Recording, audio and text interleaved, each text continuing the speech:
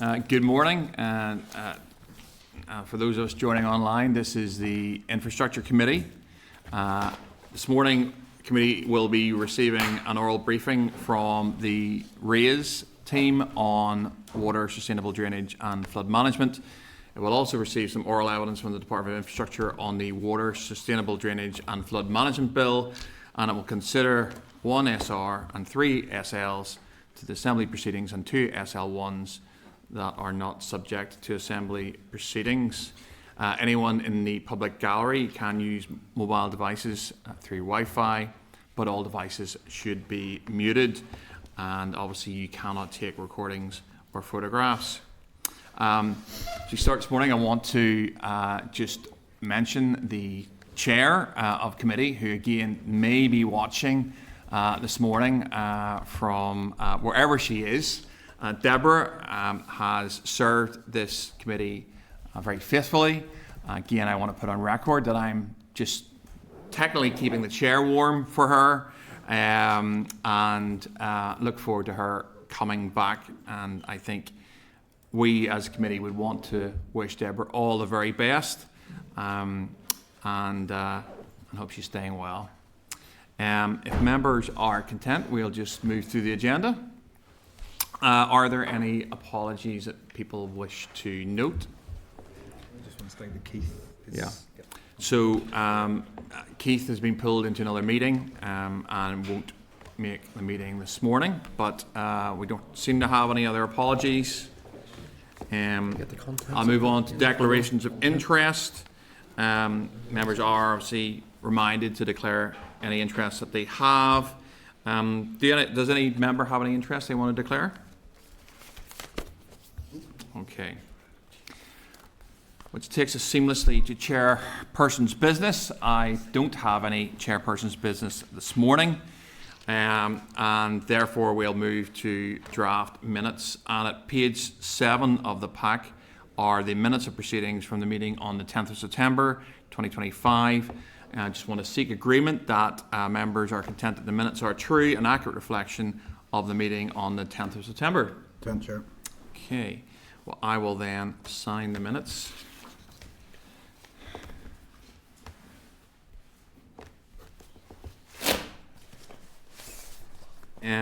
Do members have any matters arising then from the previous meeting?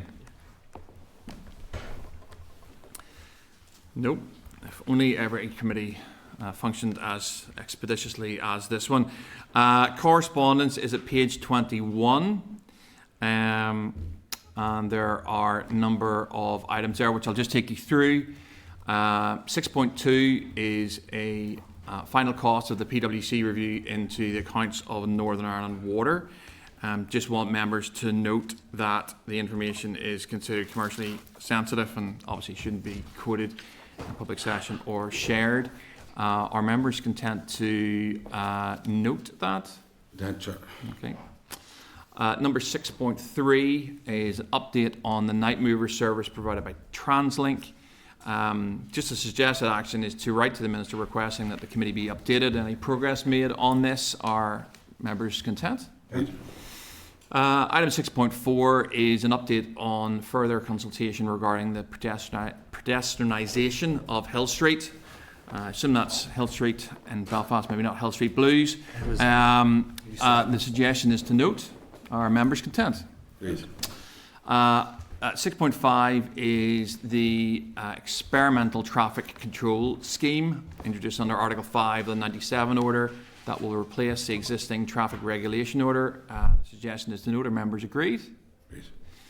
Item 6.6 is the pivotal report. It's the tracker, which essentially is looking at the 18 months of a Northern Ireland executive and marking our homework. The suggestion is to note. Yes. Okay. And 6.7 is the Northern Ireland Marine Task Force nature-based solutions briefing to support climate action plan and wider infrastructure benefits. And the suggestion is that we would consider requesting a written briefing to this. Does anyone have any views? No. I'm happy enough for it. Happy enough? Chair, yeah. Okay. In that case, we will ask for a full written briefing on 6.7. There is then a table, correspondence, awaiting response. I'm just wondering, some of this stuff is quite historic. Do we have any indication? Can we write to the department and to ask why some of this stuff is taking a wee bit of time to get to us? Is that possible? Would members be content with that? Yeah. So some of the stuff was way back from February of last year, and nothing overly controversial from my scanning. But I would just suggest that we maybe write to the department and just ask if there's any reason for the. Okay. Yeah, content. Okay, well, let's do that and try and get an update on that. Okay.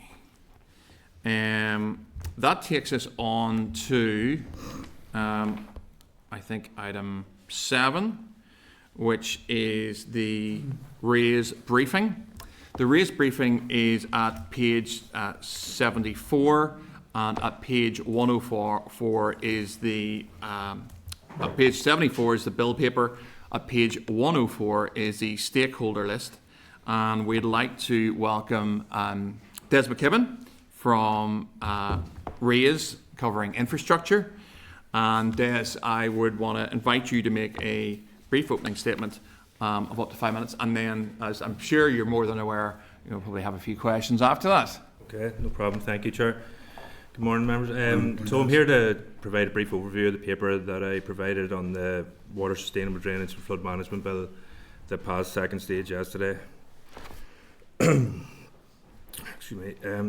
So the bill seeks to reform how we manage water resources, mitigate flood risks, and promote sustainable development across Northern Ireland.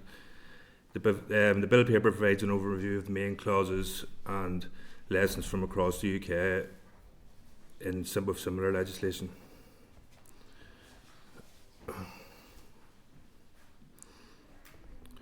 Okay, so Clause 1 seeks to amend Article 116 of the Water and Sewage Services Northern Ireland Order 2006, expanding NI Water's powers to impose hosepipe bans. Currently, bans are limited to watering gardens and washing gutters, and the bill proposes a broader list of activities, including cleaning patios, filling pools, and more.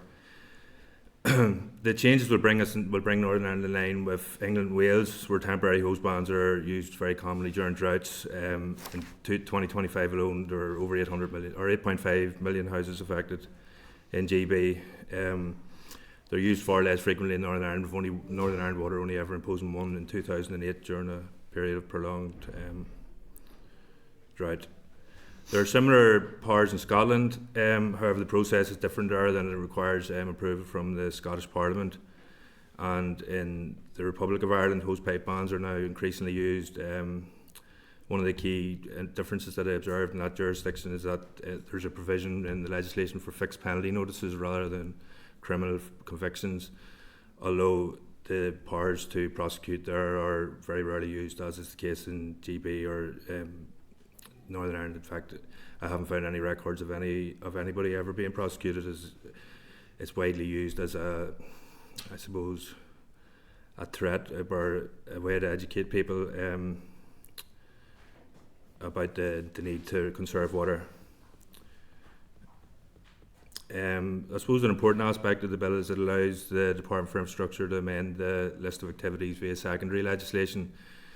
I just pointed out in the paper, members may want to consider whether this flexibility is necessary. To what extent that will be able to be scrutinised in the future. I think there was some suggestions within the consultation that maybe simplifying rather than a prescriptive list that more or less mirrors the corresponding legislation in England and Wales.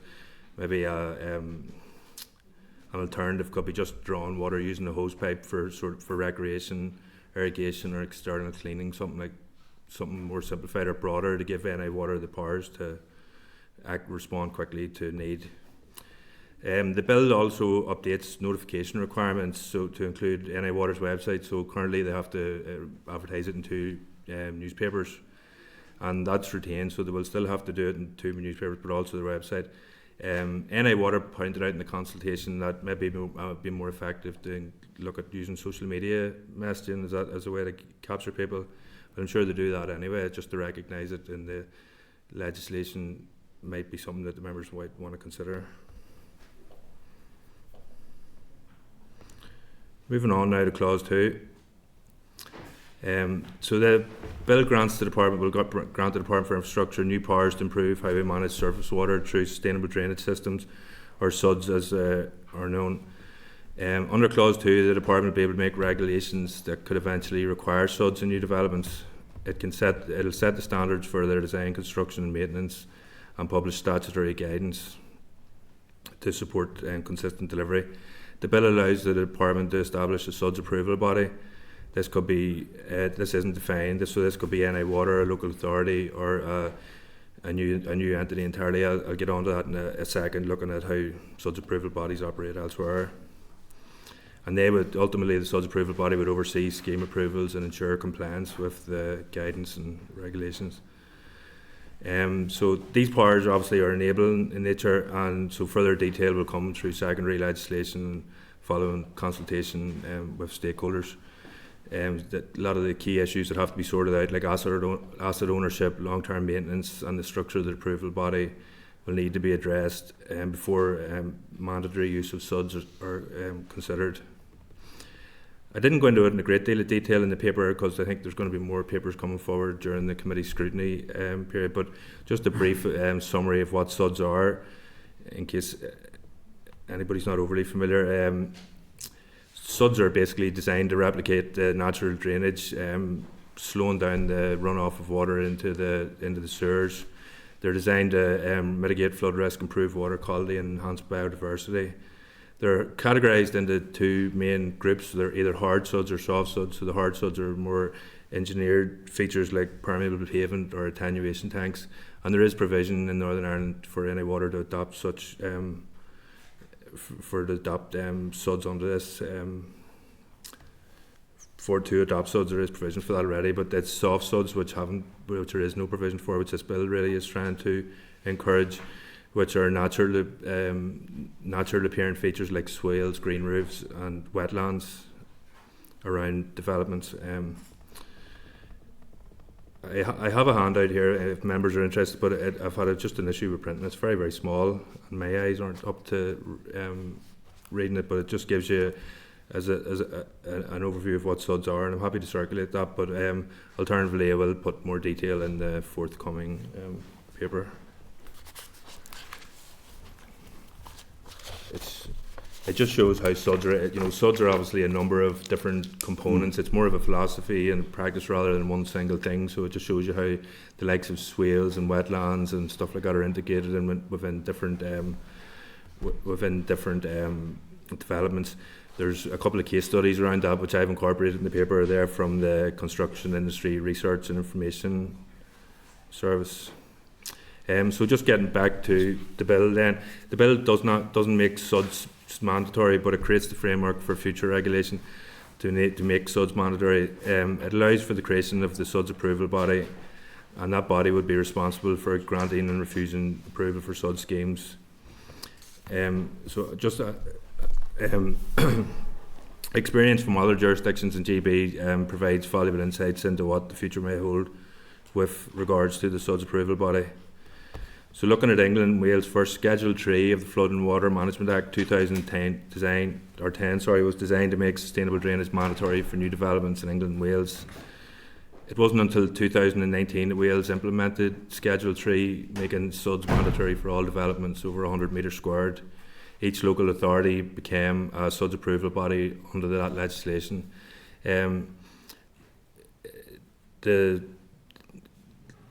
It's suited for local authorities in Wales have a lot of different responsibilities. So they're the lead local flood authorities in Wales, in England, whereas local authorities here wouldn't have that responsibility. They're also highway authorities. So when considering, I suppose, where the best place for a SUD approval body is in Northern Ireland, you have to take into consideration the differences in the powers and things that local authorities here do compared to there. So there has been a review since 2019 of how the SUD approval body has been implemented and how it's been running. There's been a number of challenges identified. Resourcing and capacity is one. The approval bodies struggle with limited staff and technical expertise. there's inconsistent practices being identified. The approval process is very widely across bodies, and this creates uncertainty for the developers. There's data gaps, so there's no monitoring of performance of SUDs to evaluate their effectiveness, and there's legal complexity with adoption agreements often unclear, and this is causing a lot of delays within the construction sector. Overall, the report, the review done in Wales shows that the SUDS approval body, has potential, but it requires strong leadership, clear guidance, and adequate funding to be to work properly. And this is something that the committee may want to explore further with stakeholders to see what way the SUDS approval body will be set up here.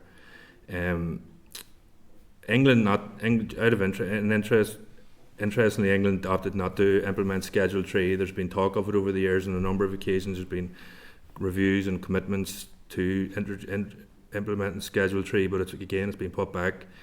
In saying that, SUDs are widely used in England. A review in 2018 found that 90% of major developments had SUDs, and but only around 33% of these have clear maintenance arrangements. Reviews have found that the lack of statutory enforcement basically is a hindrance to setting up these kind of long-term management plans for SUDs. Scotland has required SUDs for over a decade. Approval and adoption responsibilities are shared among the Scottish Environment Protection Agency, Scottish Water and local authorities. This model seems to be quite effective in getting SUDs built and managed long term in Scotland. Ireland relies on local authorities as the SUDS approval bodies. It's guided by national and EU frameworks. Again, while SUDs are widely promoted by all the local authorities in Ireland, enforcement and consistency varies across the region. Looking at the consultation, Northern Ireland stakeholders expressed concerns about the proposed SUDS approval body. NI Water is very supportive of the wider rollout of use of SUDS, but it seeks clarity on the body structure and remit going forward. Council's also raised questions about asset ownership and maintenance responsibilities, particularly for soft SUDs. Belfast City Council stated that NI Water, not local authorities, should be responsible for resource and maintaining SUDS infrastructure. Members wish to explore these issues further with the Department, including the time frame for enacting SUDS regulations, the cost implications, including consultancy fees around new guidance proposals, and any potential new bodies that might be created, and the nature and remit of the SUDS approval body, including whether it would sit within an existing body like NI Water, NI local councils, or whether a completely new body is established. Moving on then to Policy 3, it was on flood protection grants. So Clause 6 gives statutory funding to the Homeowner Flood Protection Grant Scheme. This scheme supports homeowners in high risk flood areas, covering up to 90% of costs, capped at 13,700. The Department must have statutory authority to carry on allocating funds under this scheme, which is essentially being a pilot. It ensures compliance with public finance rules. I didn't look at this in great detail because I thought it would probably be better suited to engaging with the officials about. But I did look and see if there was any similar schemes elsewhere in GB or Ireland, and there have been some sort of ad hoc funding schemes in response to major flooding incidents in GB, but they don't have any ongoing statutory funding available for flood protection of homes. Looking at Ireland, they look more at ensuring that the regional infrastructure is at a standard that it prevents home floods, and they have a large capital programme ongoing to address any areas of high flood risk. Moving on then to flood management and environmental impact assessments. This is dealt with in Clause 7. This enables the Department to make regulations for flood risk assessment, and Clause 8 allows for updated environmental impact assessments for drainage works. And this is basically just to ensure that NI Water can respond to any legislative gaps following Brexit. And Next policy was the registration of Article 161 agreements. In Clause 10 empowers NI Water to register Article 161 agreements in the statutory charges register. This is just protection for homeowners and solicitors and stuff when they're engaged in conveyancing, to give guarantees that that the infrastructure is going to be adopted in new developments. Clause 11 gives NI Water powers to enter private property to fix misconnected drainage systems. Currently, NI Water can issue notices, but this clause allows direct intervention and cost recovery when access is refused. This will help address environmental and public health risks more efficiently. That's my summary of the paper. If members have any questions, I'd be happy to answer those. That's great. Listen, thank you so much for that, Des. It was really, really useful. I might kick off with just a couple, and one was just a wee bit of clarity in terms of what you said around one of the issues.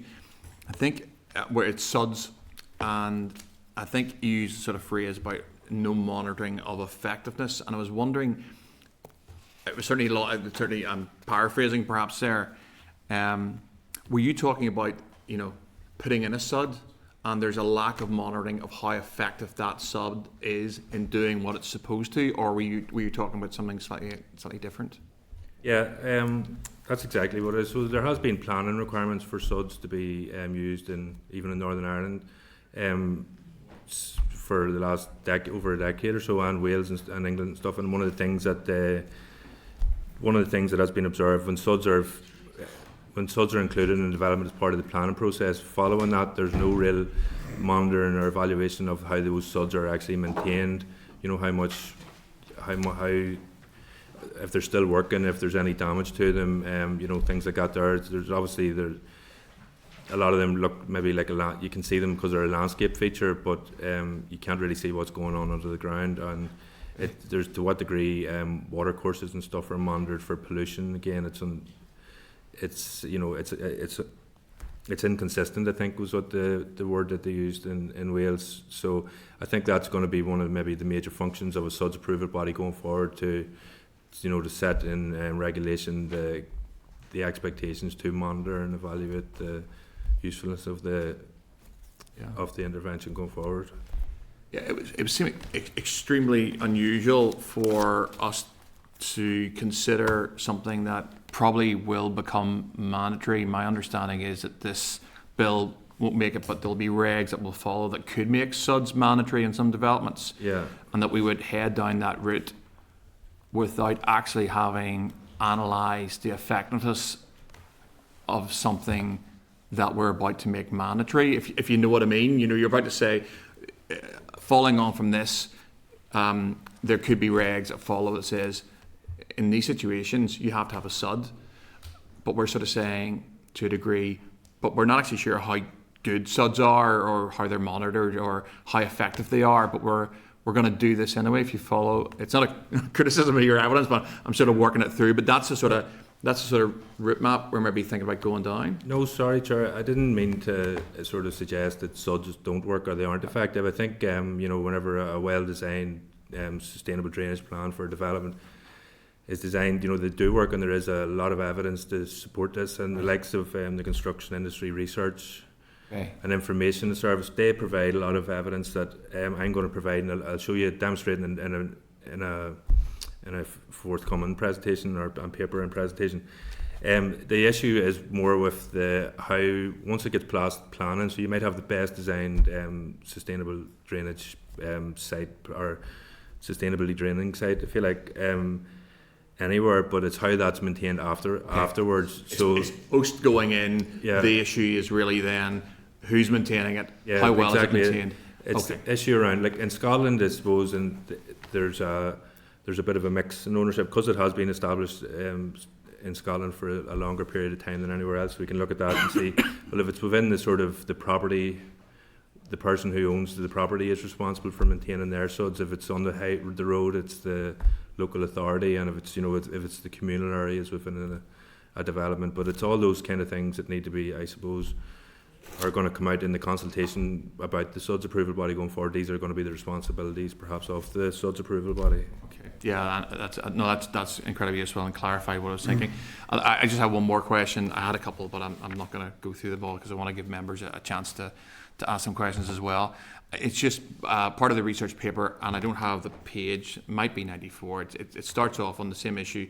Argent North Down Borough Council commented further work is required, and it goes on to talk about the view of Argent North Down Borough Council and the view of Belfast City Council on SUDS and the SUD approval body. Would it be fair to say, Des, that there is a level of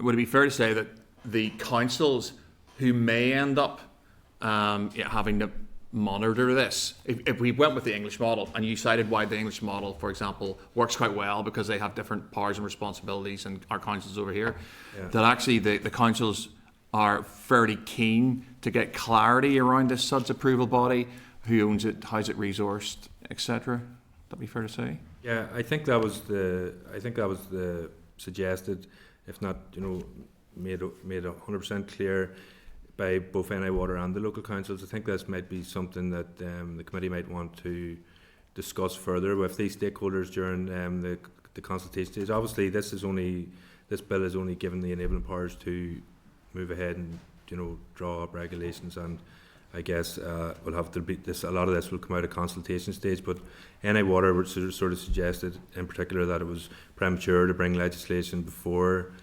the nature and remit of the SUDS approval body is sort of figured out. Like in the English legislation, it prescribes that it states clearly that that the SUDS approval body will sit within the local authorities, even though that has never been enacted in England, or and it has only just been brought in Wales. So it may be just something that the committee may want to discuss further with the department, NI Water in particular. That's brilliant.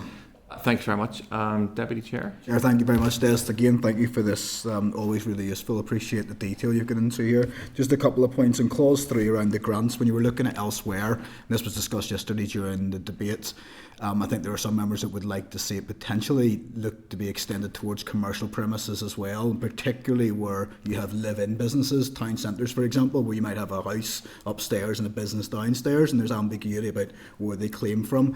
Does that, in your research, exist anywhere else, or is anywhere been able to have a package that perhaps provides for both when it came to flood protection grants? I sort of suggested in the paper, I looked to see were there any similar schemes, like an ongoing grant scheme anywhere else on these islands in the GB or Ireland, basically, and I couldn't find any. There have been historic examples of schemes that have been set up in response to floods. That flood incident where homeowners have been given grants to address, or following a flood incident to take sort of preventative measures from another incident happening in the future. But these schemes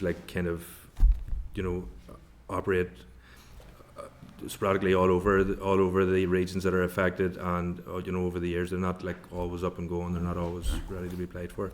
But if I can spend a bit longer and maybe look at that further afield, outside of GB and Ireland, to see if there's anything. Yeah, that might be useful. We'll raise it with the officials chair as well. Potentially, it's just something I wouldn't mind diving into. It'd be a shame if we had a system that created more ambiguity, for example, for the situation where you had a mixed dwelling that was business in one half and commercial in the other, and you ended up in a bit of a mire because one was statutory obligated to pay out and the other one couldn't claim. I'm just trying to think about what might arise in certain circumstances at those difficult times. I must admit that wasn't something that I considered. I just considered it now at the stage when you mentioned it. It's a very good point, but I hadn't considered it. But I can look in to see if there's been anything or any discussion about that, even in debates or anything like that. Thanks, Des. The final point, Chair, at this stage, and again, probably raise it with the officials. I think whenever the Minister addressed it yesterday, she said that most of it would be cost neutral, or there would be little or no impact financially. I must check Hansard again, but when I looked at clause 12 about the adoption of 50 to 60-year-old sewage infrastructure by the water provider, I couldn't for the life of me understand how that could be done cost neutrally. Yeah. Given I can only imagine what state it might be in, and if it was cost neutral, why was it just not done automatically anyway? So was there any indication in the evidence you looked at, particularly from Northern Ireland submissions, as to an assessment that might have been carried out and how much we could be talking if they were to take on that logistical pain? No, there hasn't been any assessments that I could see or consideration of the extent of it. The one thing that I do understand from the consultation is that the person, the owner of the asset, the pre-1969 asset or 79 asset, would be responsible for the costs and bringing it up to an adoptable standard, and then NI Water would take over. Yes. So that's why I think that maybe perhaps the Minister was suggesting that it was cost neutral. So probably not as simple as just saying if and when they want to adopt it, it will be adopted. If it was as easy as that, it would have been done by now, I suppose, is my point, particularly when I think of all the many people who live in unadopted developments and have done for 20 plus years. Yeah, I think in we all end up those in cases, that painful zone where nothing gets done. I think in all those cases that the onus is on the property owner or the asset owner to offer the asset for adoption, and it's their responsibility to bring it up to the necessary standards. Before any water can consider it. So there's nothing within that, unless there's something that is proposed in terms of a grant or something that helps people bring it up. Because obviously, if there's an asset that's that old and it's not working properly and it's causing issues, but that wasn't discussed in the consultation. That's probably where we'll tease it out with the officials. That's where I see the potential failings of that process. Or it probably just won't happen because it can't happen because there's not the willingness or money to make it happen. It's an unrelated issue really, but I remember a few years ago doing a paper looking at the amount of unadopted or the unregulated septic tanks around the Lough area, and there was huge numbers. But obviously people don't want to, or they didn't have the discharge consent, but people obviously didn't want to come forward and ask for discharge consent in case the infrastructure or their septic tank wasn't up to the standards required. Exactly. So I think it might be a similar situation here, but I'm only speculating really. Yeah, no, I think you may well be right. We'll be looking forward to diving into that. Okay, Chair, that's me for now. Thanks very much. John, Cahill. Thank you very much, Chair, and good luck in your new role. And Des, thanks very much for your paper. Just 2 points. One, on the grand scale of things, and it was like everything else when we introduce new legislation or there's a premise to do it, when you send the message out, there's a little bit of panic on. But I want to ask, see in terms of the hose ban itself, I mean, on the grand scale of things, you've looked right across the aisles. It's more of a deterrent as opposed to, an enforcement issue. Yeah. You haven't found anywhere where it's a major issue other than getting the proper message out of what we're really trying to do. Is that a fair assessment? Or? Oh, that's a fair assessment, yeah. Even the water companies in England through the press have really read this, but they really, even though they have the power to enforce it, they've never really do it. It's really to get the message out there to people that should comply. It's the same in Scotland, where they've never used their powers for a hose pipe ban. And if they did have to, they would have to get approval. But yeah, it really is just to get the message out there. I think that's probably why NI Water suggested, and as was pointed to in the paper, that the best to get the message out over social media might be effective, and to maximise the sort of people's understanding of it. I think in the Republic of Ireland too, they use TV and radio, and it's specified in the legislation, just to get the message out there.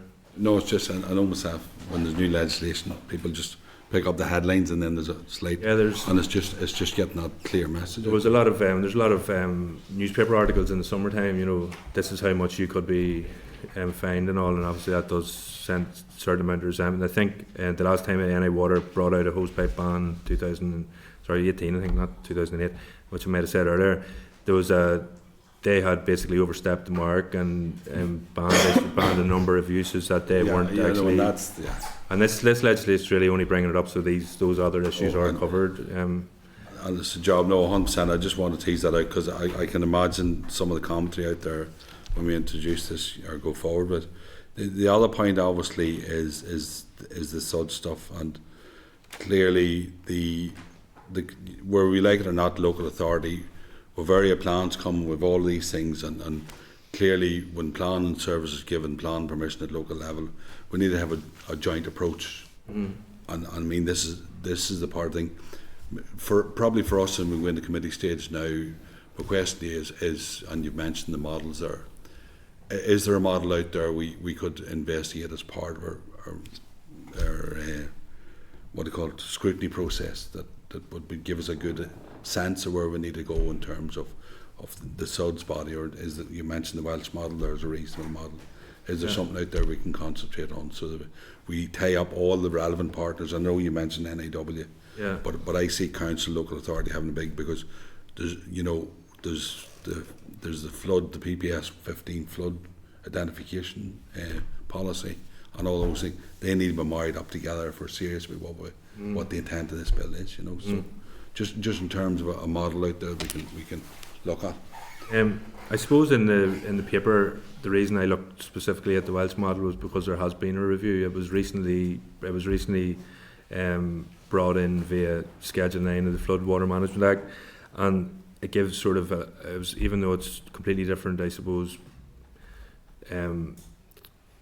area and the different responsibilities and stuff of organisations, that give a good evidence base of the type of issues. And I think that those type of issues around resources and expertise and all are going to be faced by anybody. But I mean, there's no one body, because they're so different, because obviously it's sort of in Ireland it sort of rests within the sort of plan and local authority end of things, and then in Scotland there's a job for the Environmental Protection Agency to work alongside planning, and I suppose that's, to an extent, that's the way it kind of currently works here now.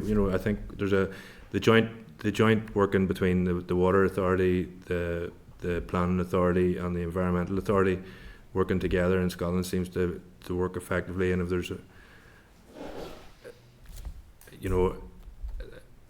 is there a requirement for just a single body, or is there a requirement for to allocate responsibilities for each body? I think that's probably something for the officials to try and tease out. But in terms of looking at one specific body, I can look at the success, or the level of SUDS adoption and stuff, and the success of certain schemes in areas. But I'm not sure if that reflects how good the particular approval body is. And just in terms of the Wales body, because it's only been set up 5 or 6 years, there's not probably not a great deal of learning there for us, just because it's so different, in terms of how it's constructed. But I can certainly look, have another read at the literature and see if I can find anything. It's just to give us an idea of marrying all that up. I mean, it's just as part of our work at committee, But listen, I think that's why some of the stakeholders have mentioned, well, how is this going to function? They want to understand. Is NI Water probably want to know, is it going to be them that are going to be given this extra responsibility, or who is going to be responsible for it? So I think that's a job of work, and there's going to obviously be a consultation and stuff. This clause is only really the start of probably quite a long process and teasing all that stuff out. But I'll try and find as much information as I can. I appreciate it, Chair. Thank you very much. Thanks, Cathal. I think just picking up on that point that Cathal made there, I think it's about clarity, and as you set out on a SUDS journey and a SUDS approval journey, that actually there's clarity around what it'll look like. We take best practice and learning from other places and try and make it as good as we can. Andrew, you're next. Thank you, Chair.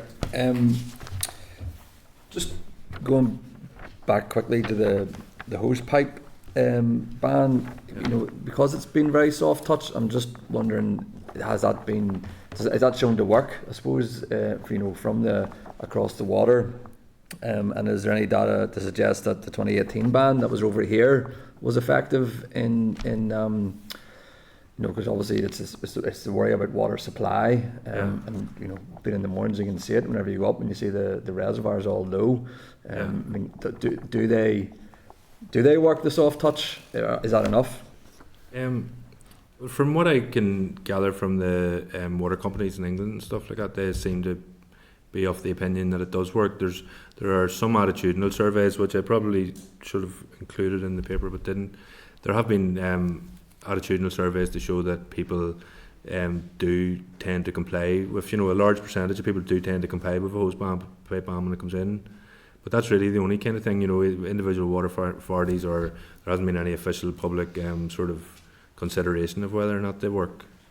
It's just really attitudinal surveys to show that people are more or less willing to comply with it if they see that it has been, brought in, you know. And I think that's the same really with any kind of law like that. It's, you know, self-compliance is really the main goal, you know. So Just get my head around it just a bit more. There's three main provisions within the SUDS. The three main provisions. That's the guidance. Can I get my head right? That's the guidance on the SUDS. yeah. The guidance on the approval of the SUDS, and then the establishment of the approval body for the SUDS. Is that correct, or am I misunderstanding it?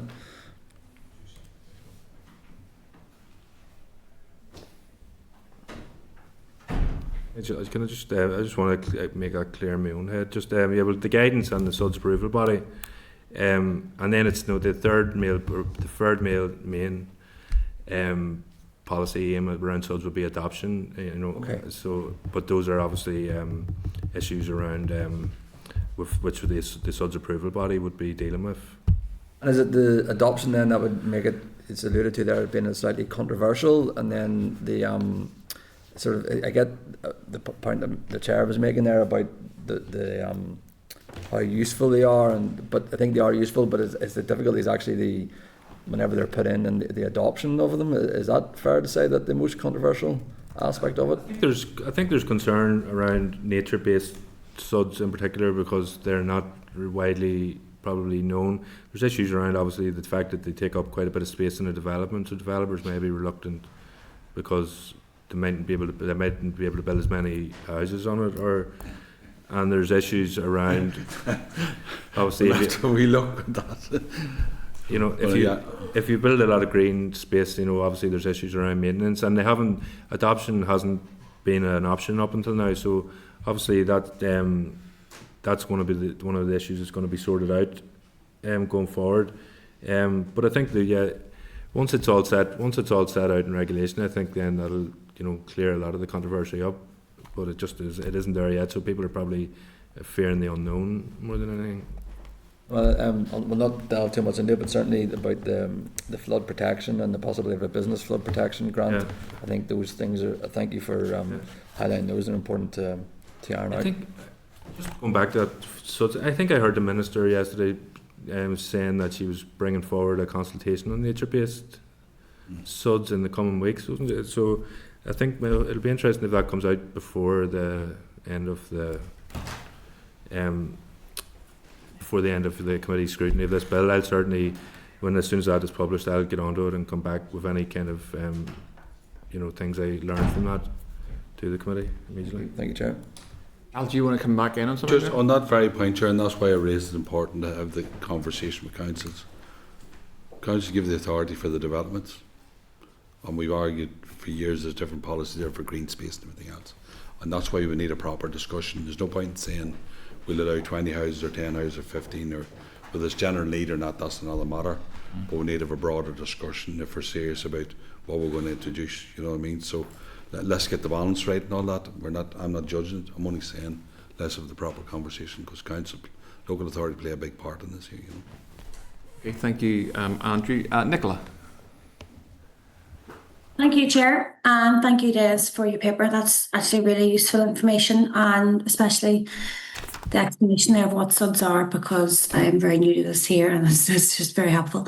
I just want to go back to the issue of SUDs. I think it said there was 90% of drainage systems in England are SUDs now. So basically, can you explain to me what impact that's had on the likes of their water infrastructure, and then the ability to build houses? Because ultimately it's one of the biggest issues we're facing here. And at the moment, how commonly used are SUDs here? So I think the point about 90% was looking at 90% of planning applications contain SUDs, and so for new major developments. So the extent the suds within those applications, or how they're monitored going forward. I don't know. There isn't really any information to say how that has affected their wastewater infrastructure. There's pressures on the wastewater infrastructure in water companies across the UK, but I think the water companies in England and Wales don't have the kind of infrastructure deficit that we would have here, because they have an ongoing sort of fixed level of investment that that has been going on for probably a decade in advance of ours, since the end of the 1980s. They've been steadily investing in infrastructure, guided by the water regulator over there, Ofcom, or Ofwat.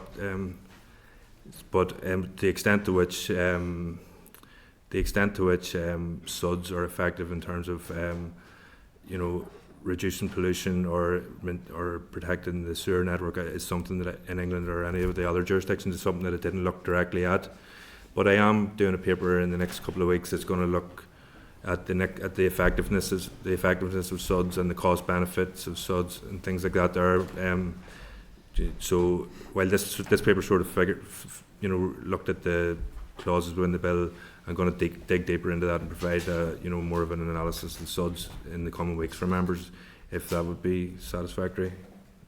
Yeah, that'd be very helpful. Des, thanks. And suppose that's something we can kind of scope out with other stakeholders as we go through the committee stage of this. And just finally, are suds used now in the north already? Yeah, they have their so the strategic plan and policy statements can require suds as part of a planning application. So and the 2016 Water and Sewage Act introduced provision for NI Water to adopt hard suds, which is I think I'm not an engineer by any stretch here, but they're like retention basins, but basically underground engineered hard suds are more closely, you would consider them more closely to what traditional pipe works would be. So yes, they are used, and there are examples of even nature-based suds in the local area, or even as close to Stormont. There's some in East Belfast that in previous committees we've visited. So yeah, suds can be required as part of a plan and approval process, but this really is to try and make it more mandatory, so it becomes a first consideration for developers rather than sort of something that may be forced upon them by planning authorities. Thanks for that, Des. Thank you, Chair. Thank you, Nicola. Next up is Justin, and before he speaks, welcome to the Infrastructure Committee. There's at least 2 newbies in the room. You're one of them. Justin, go ahead. Back home. This is where I started. Is it really? Yeah, so You've come home, just like John Rambo. thank you for your kind welcome, Chair. Des, how are you? How you know? Des, tell me, is it not the case now where new developments have to design for discharge off sites less than greenfield discharge of 10 litres per second per hectare? Sorry, I didn't. It's not the case now where new developments must design for discharge off sites less than greenfield runoff, which is 10 litres per second per hectare. Is that not the current reality in the north? I'm sorry, I don't know. I didn't actually look at that in that much detail, but I can certainly get back. That's what suds are, right? That's just the premise of suds. Oh yeah. But I'm trying to get my head around what this bill does whenever the current situation is that discharge must be less than greenfield. What does this bill do above and beyond that? And why are schemes not incorporating suds now if that's what the standard is? So I'm trying to really understand what's going on. You know, the strategic planning policy from 2015 says encourages suds, but so what is the crack? Is suds mandatory or not? Yeah, so no, at the present it's not mandatory. It's a planning requirement. I think some of the learning from England that is really that I looked at for this paper. How whenever it's dealt with through the planning process, that it's different. That it's not dealt with consistently by different planning authorities, and it's not dealt with consistently by architects and builders and stuff like that there. So that this bill is basically trying to set it down in statute that yes, you have to require it. You must consider studs and you must build studs, and it's also setting out about the regulatory frameworks where they can, establish an approval body who will take charge of setting those standards, who will create statutory guidance, who will monitor how suds are used effectively and stuff like that going forward. So it's really just setting up the regulatory environment where suds can be made mandatory. Okay, where does that regulatory body sit? Where do they sit? Do they sit under any water, under councils? That's one of the things that the committee might want to consider during the thing. It hasn't been prescribed in the legislation, so I said to members, I think it might have been before you come in, that within England the suds approval bodies within local authorities, but in England the local authorities have wider remit than the local authorities here, so they're the lead local flood authorities and the highway authority, and they have a number of other functions which would relate to drainage and developments and stuff like that there. So in Scotland, their environmental agency have a role, as do the water, Scottish Water. So it's kind of, the model is different everywhere. So that's really something that that the committee will want to consider, and it has been pointed out by NI Water and some local councils that it hasn't been overly, they haven't been overly descriptive of what's going to happen going forward at this stage. Yeah, something that hasn't, probably you mentioned the environmental piece, there's something that hasn't been included within the bill as I've seen it so far, the environmental and ecological benefits potentially from suds, which is something that some more emphasis could be placed on. Where does the legislation and the regulations stand now in the south, and how do we compare and contrast with what's happening in the south here? And should not be an all-island approach adopted in relation to suds? Sorry, apologies. So suds are required. Suds are mandatory in the south, and it's dealt with within local authorities. Local authorities are effectively the suds authority, but again, like England, local authorities have a much wider remit. They're the highway authority, and they're also the in charge of flooding and stuff like that there. Whereas those are all responsibilities held by the Assembly or by the Department for Infrastructure. Whether or not it should be dealt with in an all-island approach, I suppose, would be something that would be beyond my remit. It makes sense. Water isn't a different colour when we cross the border. In terms of adoption of suds contingent on systems being constructed to appropriate standards, what standards are they? Well, that's one of the provisions within this bill, is to bring forward statutory guidance and standards. That's one of the main sort of policy outcomes of the bill.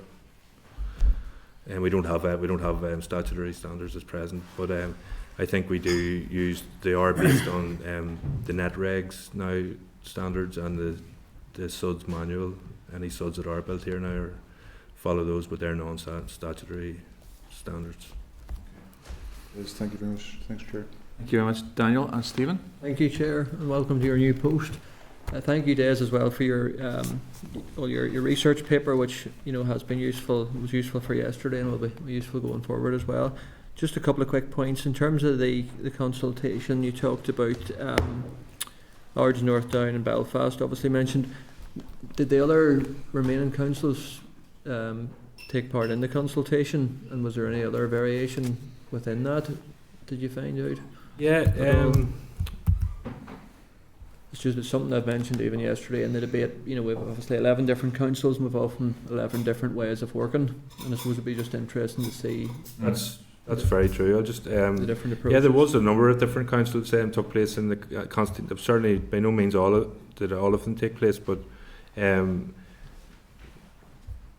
well, actually, not that many more. Only 3 or 4. There was probably about 5 of them took part. But but no, those were those were the main points.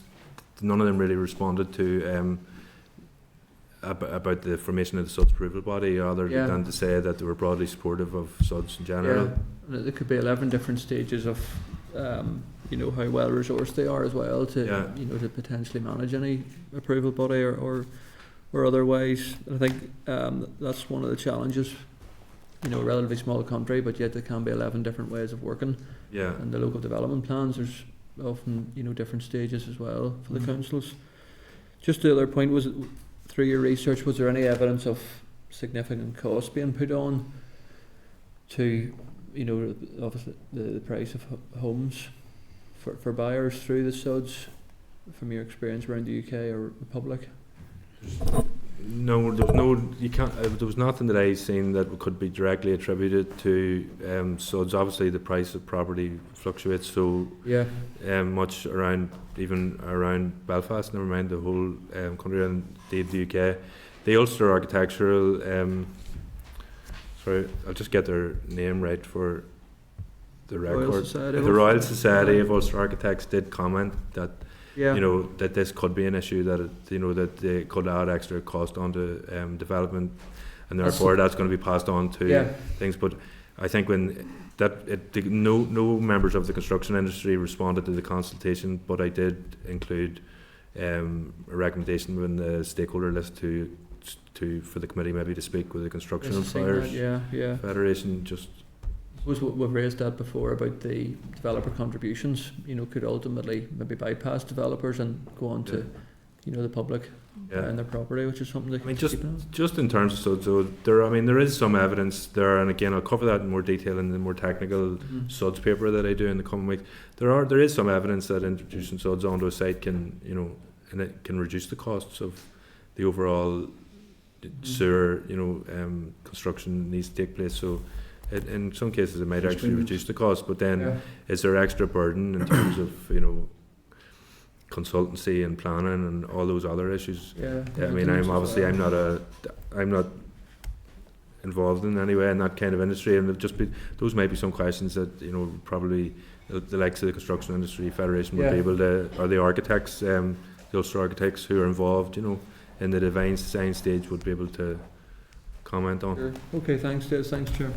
Thank you very much. Cal? Just on that point, Chair. Yeah, that's okay. Des, will you cross-reference that? That's a valid point there. I don't know whether you're able to do this or not, but I mean, surely there may be an issue in terms of insurance premiums. You know what I mean? Yeah. I don't know whether there is or not. I mean, it's a possibility that if you introduce that, because we're trying to address those issues to tackle the flooding issue. Yeah. So, I mean, there may or may not be. I don't know.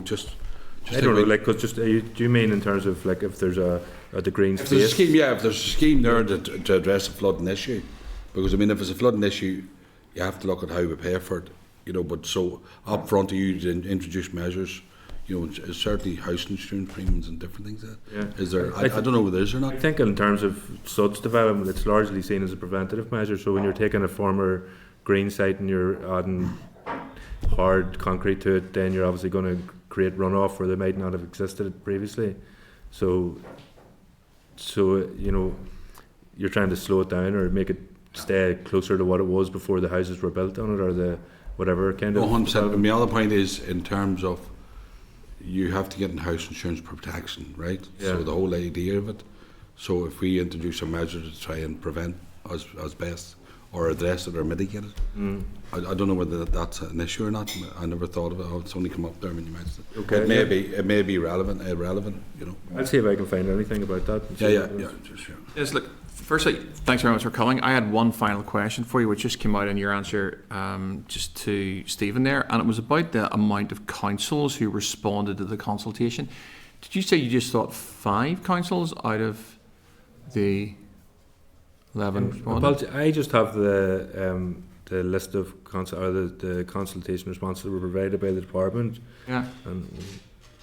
I'm surprised at that. I have to say, I don't know that other members are as well, because this little, I mean, in theory, it could go to the heart of city planning departments within councils as we, you know, consider the remit, the resourcing, and the responsibilities of any sort of SUDS management body. But anyway, it's just. That might be something that the committee staff might be able to clarify, but just in the consultation responses that I've been given, there's 5 councils. So right. Yeah. Okay. No. Listen, Des, thank you so much for Justin. Des, in terms of those consultation responses, were ACOM or ARP engaged in consultation at the consultation stage? No, that's they're the consultancy body. No, I think it's an open consultation. I think it's up to the individual bodies whether or not they respond, rather than the department to Invitation. contact to invite them to respond. But that is something I guess that the committee could do now. Is if they wanted to hear from those people, the committee could invite them to speak as part of their evidence. Part of your evidence scrutiny. That's great. Des, unless anyone's got anything else, Thanks. have enough. Thanks, Des. Des, thank you very much for coming in. Really useful briefing, very informative. Thank you. Chair. Thank you. Thanks, Des. Thank you. Yes. Yeah. If there's any actions that Any actions? taken. Folks, before we bring in our DFI officials, I'm conscious there's very useful briefing. I think everyone would agree. Is there anything that people, in terms of follow-up, that people want to raise following the raise presentation? No, to be fair, Chair, he's away now to do a number of papers. Yes. Today was on the actual bill itself, Yeah. and obviously some of the questions straight outside some of the stuff we're going to be undertaking. That's fine. No, I wanted to give people the Yeah. opportunity, just in case anyone had anything that they wanted to get in from there. Okay, I think we are going to be welcoming our DFI officials. I'll let them.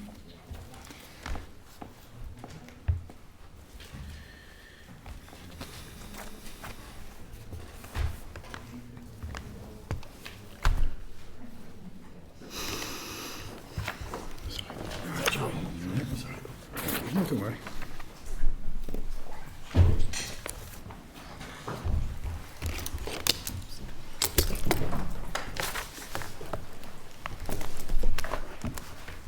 You're very welcome to the Infrastructure Committee this morning, and we're joined, just for people that are watching in, by Julie-Ann Dutton, Alison Clydesdale, Stuart, Wightman and Jim McComish.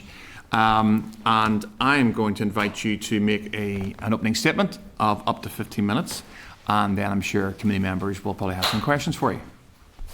So over to you. Thank you. Good morning, Chair and members. Thank you for the invitation to brief the committee this morning on the Water, Sustainable Drainage and Flood Management Bill, which was introduced to the Assembly on the 23rd of June and, as you know, just passed the second stage yesterday. I wish to thank the committee for your support for the bill during yesterday's debate, and I hope that we can provide you with any further detail you require this morning. I'm joined this morning by my colleagues Julie-Ann Dutton and Jim McComish from my division's bill team, and Stuart Wightman from Sustainable Drainage Division. As you're aware, this proposed bill seeks to amend existing legislation, namely the Water and Sewage Services Northern Ireland Order 2006, to improve processes for Northern Ireland water, improve ways to help reduce flood risk, and improve protection of the environment from pollution. As the Minister said yesterday, the bill is broadly cost neutral for Northern Ireland Water. There will be some small administrative costs for Northern Ireland Water, but the bill also allows Northern Ireland Water to correct certain unlawful misconnections and then recoup the repair costs from the landowner if the landowner refuses to fix the misconnection. There may also be some costs associated with bringing any private drainage infrastructure that Northern Ireland Water considers critical to the functioning of the sewerage network up to an adoptable standard, but this will be considered on a case-by-case basis. And I think it's important to point out that Northern Ireland Water is not required under this legislation to adopt all of the pre-1973 private drainage infrastructure. They can just choose to adopt that which would help the network. In relation to SUDS, there will be some additional costs. As the Minister said yesterday, she is launching an initial public consultation next week to seek views on the development and implementation of new policies and regulatory arrangements to ensure that nature-based SUDS are provided in new housing developments in the future. As that policy is developed, there will be more clarity on emerging costs. The Homeowner Flood Protection Grant Scheme is funded from the Department's budget and is therefore not a cost to Northern Ireland Water. Given that the second stage debate was just yesterday and you are all familiar with the key policies and clauses, I only intend to cover these very briefly. So Clause 1 extends the list of activities which Northern Ireland Water may prohibit or restrict as part of a temporary hosepipe ban or temporary use ban. This will not apply to commercial activities. In the event of a hosepipe ban, for example, farmers will be able to continue with commercial farming activities, but will be subject to the same domestic restrictions as other households.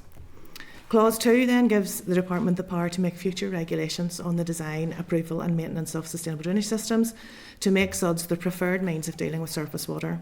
and clauses 3 to 5 set out supplementary matters, definitions and a consequential amendment to the Water and Sewage Services Order to differentiate between different types of sustainable drainage systems. Clause 6 then provides the Department with powers to introduce grants to assist homeowners in high-risk flood areas to protect their homes. This bill includes the power to make regulations for a permanent scheme, so there will be further engagement with the Committee and the Assembly in that regard. Regulations will need to be drafted, and a business case and post-project evaluation for the pilot scheme will need to be completed.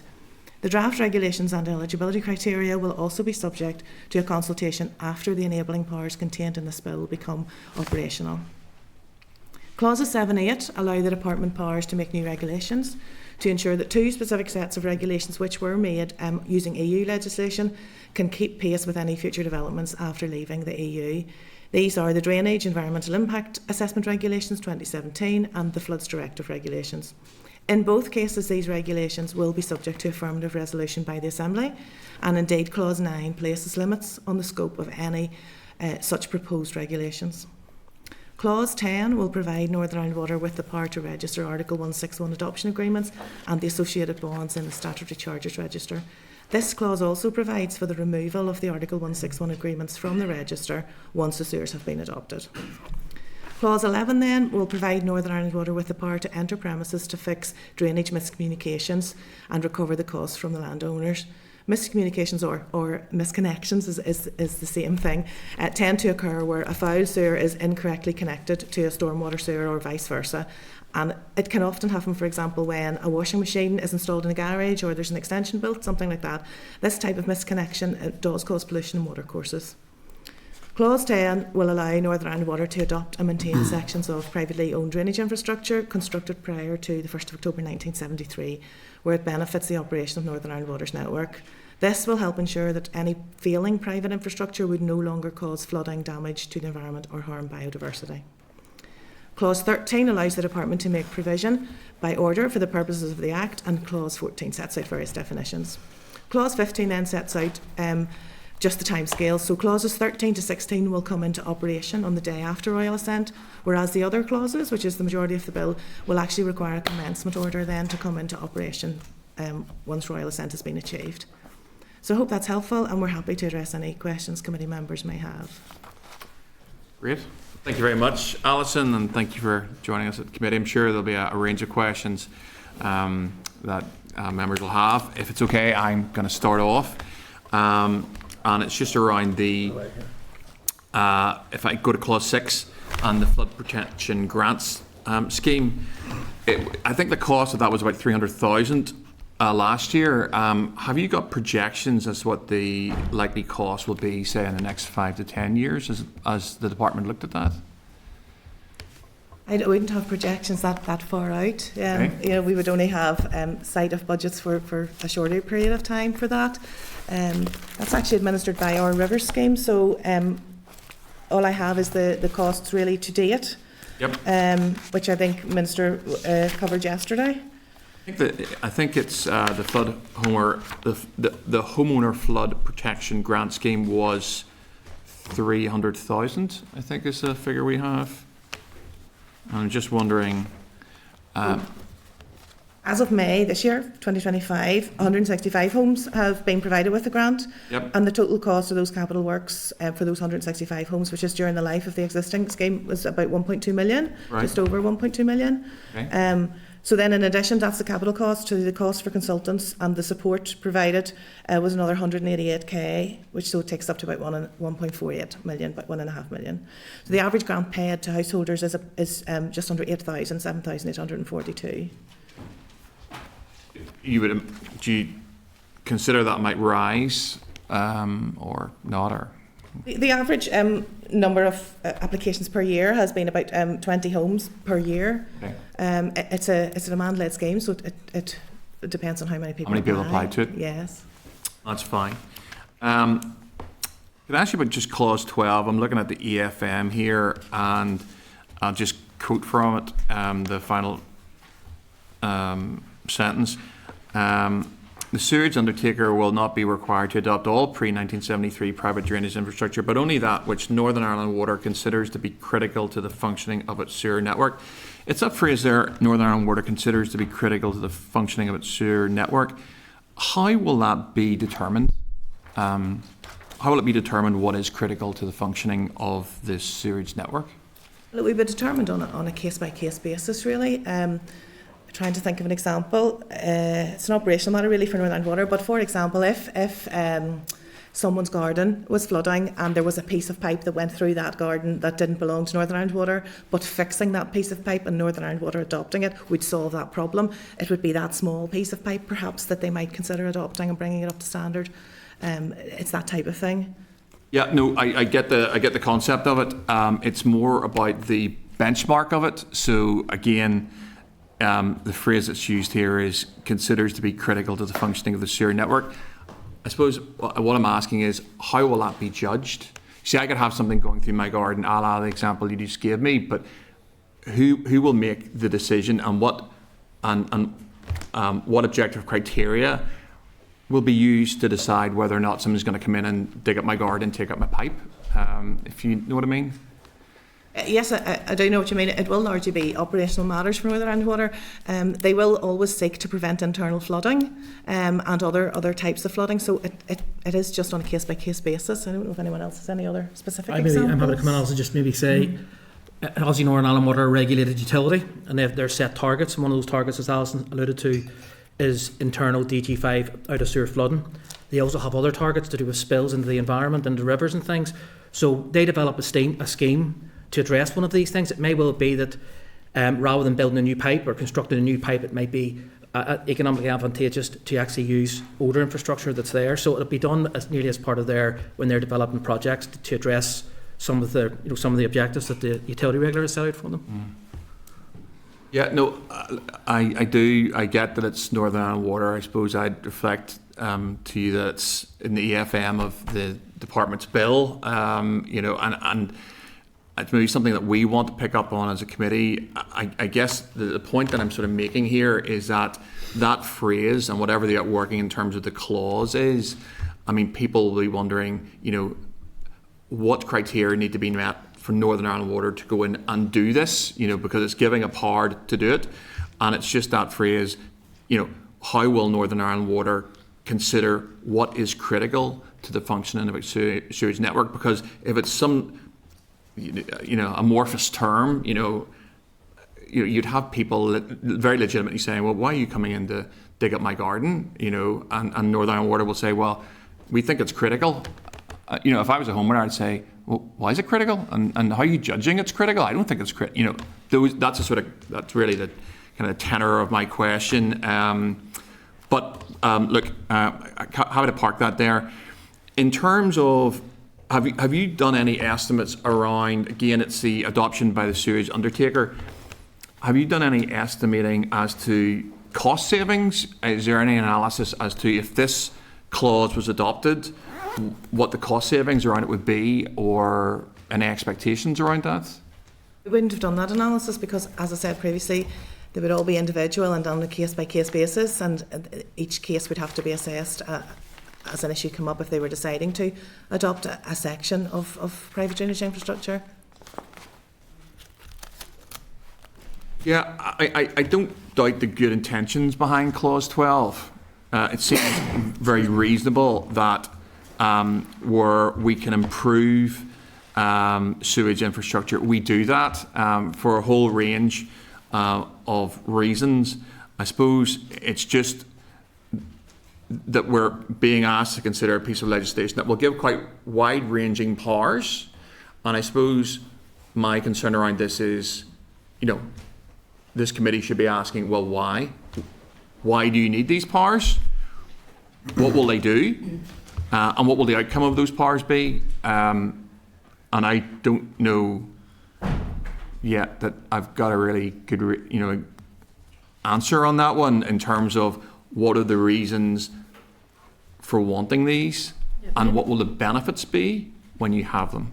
Maybe I could just add that in 2015 it was estimated there's around 176 kilometres of PDI, and 87 kilometres are in the Greater Belfast area. But most people would want their sewers adopted by NI Water. So I think that's the important point. They don't want the maintenance hassle of looking after infrastructure in their gardens or in their property. So it's usually, I would think, in the public interest as well. Yeah. I maybe add what Julie-Ann said. There are some legacy developments, housing developments, believe it or not, that were built before 1973 that can't be adopted because of this this restriction in the legislation. Because I know there's I don't know, is it Ballyhorn? There's different ones like that basically can't be adopted by Northern Ireland Water for those reasons. Okay. Could I just take you to clause 11, if that's okay? And this is these are the miscommunications or the powers being sought to go in and effectively fix those. In terms of if the power is granted and actually Northern Ireland Water go in to fix these, who bears the cost of that? Well, that, as I said in my opening remarks, the legislation allows for Northern Ireland Water to recoup the claims if the landowner doesn't agree to fix it. Okay. And how common is this? So, I mean, for example, how many cases would you say are live at some level that actually Northern Ireland Water would like to go in and sort out miscommunications, but they can't? Yeah, I wouldn't have those figures with me today, but NIA would identify these on a fairly regular basis, and they do keep a database of this sort of information. They undertook a pilot scheme in Newtownards a few years ago where a housing estate had an awful lot of miscommunication, so it just depends on the age of the property sometimes. But there are quite a few of them cropping up, and they've been asking for this power. Northern Ireland Water's been asking for this power for quite some time because the pollution is actually created by the house owner, but it travels through Northern Ireland Water's pipes to get to the watercourse. So they would see an interest for them in repairing that. So again, I mean, in terms of what it's trying to achieve, I think we could all agree it's a good thing. It helps our drainage and sewage system. I suppose I'd just like to know how common this issue is, and perhaps you can find that out for us and let the committee know. Again, it's obviously seeking a power, and so I'd like to know what the sort of the quantum of issues are around that as well. Final question, it's more of a reflection, and I raised this in, I think, my remarks yesterday. Maybe you'll have a view on it. You might even have lines on it if you're listening, and they might all be written for you already. But I raised an example where there is a play park trying to build in North Down, and we can't seem to build it because of the difficulties around the offset. So you're going to hard tack an area, and you need to find where that water is going to go to, and actually it's all covered well by this concept of miscommunication. And where we've sort of got to with it is, my understanding is that Northern Ireland Water have said to the developer, go and find us a new drain, go and find somewhere that is already miscommunicated, and we can use that. And so the developer, who's actually building this play park, is, I think, going around churches and pouring dye down drains to try and find some miscommunicated sewer somewhere, or drain, or whatever the term is, so that it can be relinked up. Is that commonplace? Have you heard of those examples before where there are developments held up, in this case a play park, because of a lack of infrastructure or sewage infrastructure currently in place, and the onus is being placed back onto someone to try and find a miscommunicated sewer so that the development can go ahead? I haven't heard of a lot of examples of play parks, but obviously there's quite a lot of media coverage of examples around housing. So Northern Ireland Water would encourage all developers to engage with them as early as possible, and quite often developers are required to provide storm water offsetting mechanisms that they would agree with Northern Ireland Water.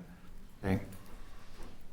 Just out of interest, is the onus on the developer to find that, or would your evidence be that Northern Ireland Water should help with that, or is it purely on the developer to try and pour as much dye as he can in various drains around and try and find a supplementary water course? Well, Northern Ireland Water would help with that, and in fact in their planning responses they will detail exactly the conditions that perhaps is causing the issue, but it will be a developer-led solution and funded by the developer to install whatever stormwater offsetting is required. That would normally feature in Northern Ireland Water's planning response back to the planning authority, which in this case, if it's a local play park, is likely to be the local council. So those conditions would be set out, and if the developer has engaged with Northern Ireland Water as part of the pre-development engagement process, they would be working with them to try and identify a solution. Yeah, I mean, I have no doubt that in terms of the planning aspects of your answer, that's absolutely the case. I suppose my question is more about the operability of it all. Clearly, Northern Ireland Water will be very, very clear about the planning process. I'm more interested in the finding the drain, finding the miscommunication aspect. Is it your view that Northern Ireland Water should help with that, or should that purely be on the developer? My understanding is that Northern Ireland Water would help with that as far as they could. It is sometimes some sites, there isn't a solution, and that's just a fact. But generally, Northern Ireland Water are very helpful in terms of providing whatever information they can to identify a stormwater offsetting solution. Okay. Well, hopefully we'll get a resolution to it and we'll get a play park at some point. That's great. Look, that was just an example, given the fact that we have a clause in here that's talking about miscommunication, and there's one that I'm fairly familiar with. That's all the questions from me, and I'm going to ask the Deputy Chair. Thank you, Chair. Folks, thanks very much for coming back again today. I'm sure, I know you were listening in to our debate yesterday, and I think it's fair to say it was very positive. One of the nice things about being in this committee is we don't find much to disagree with. We might find ways to disagree on how we get there, but we're all in agreement that this has positive outcomes. And any questions, feedback or criticism from myself, and I'm sure from other colleagues, will only be to try and strengthen this and work with you to make that happen. And that is the intention, I think, from the outset. If I may, and look, there might not be answers to this again today, but I'm happy to take them at a later date. If I go back to clause 12, when I read this initially, I was really positive about the potential of it, because as you know, I've raised many times on behalf of constituents the unadopted developments that exist, and primarily they're due to wastewater infrastructure underneath where it hasn't quite made the grade. And even when there are significant bonds in place, we still find it virtually impossible to get them over the line. So I'm trying to square the circle in my head when I hear that this will be cost neutral, that we'll see hopefully hundreds of developments adopted eventually by Northern Ireland Water, but there'll be no cost to them. And it will happen because, as Julie-Ann says, everyone wants to be on the network. Talk me through how this legislation is going to grease the wheels for these many developments, some 50-year-old and some 20-year-old, to happen without Northern Ireland Water being exposed to massive financial pressures, but developers who might often be bust or even dead not being in place to make the financial contribution that's needed to make it happen. That's, to my mind, that's where this lies. So I want to, in my head, understand how that's going to happen. So I think it's maybe just important to separate out the capacity issues that are very prevalent in today's network and how they are dealt with.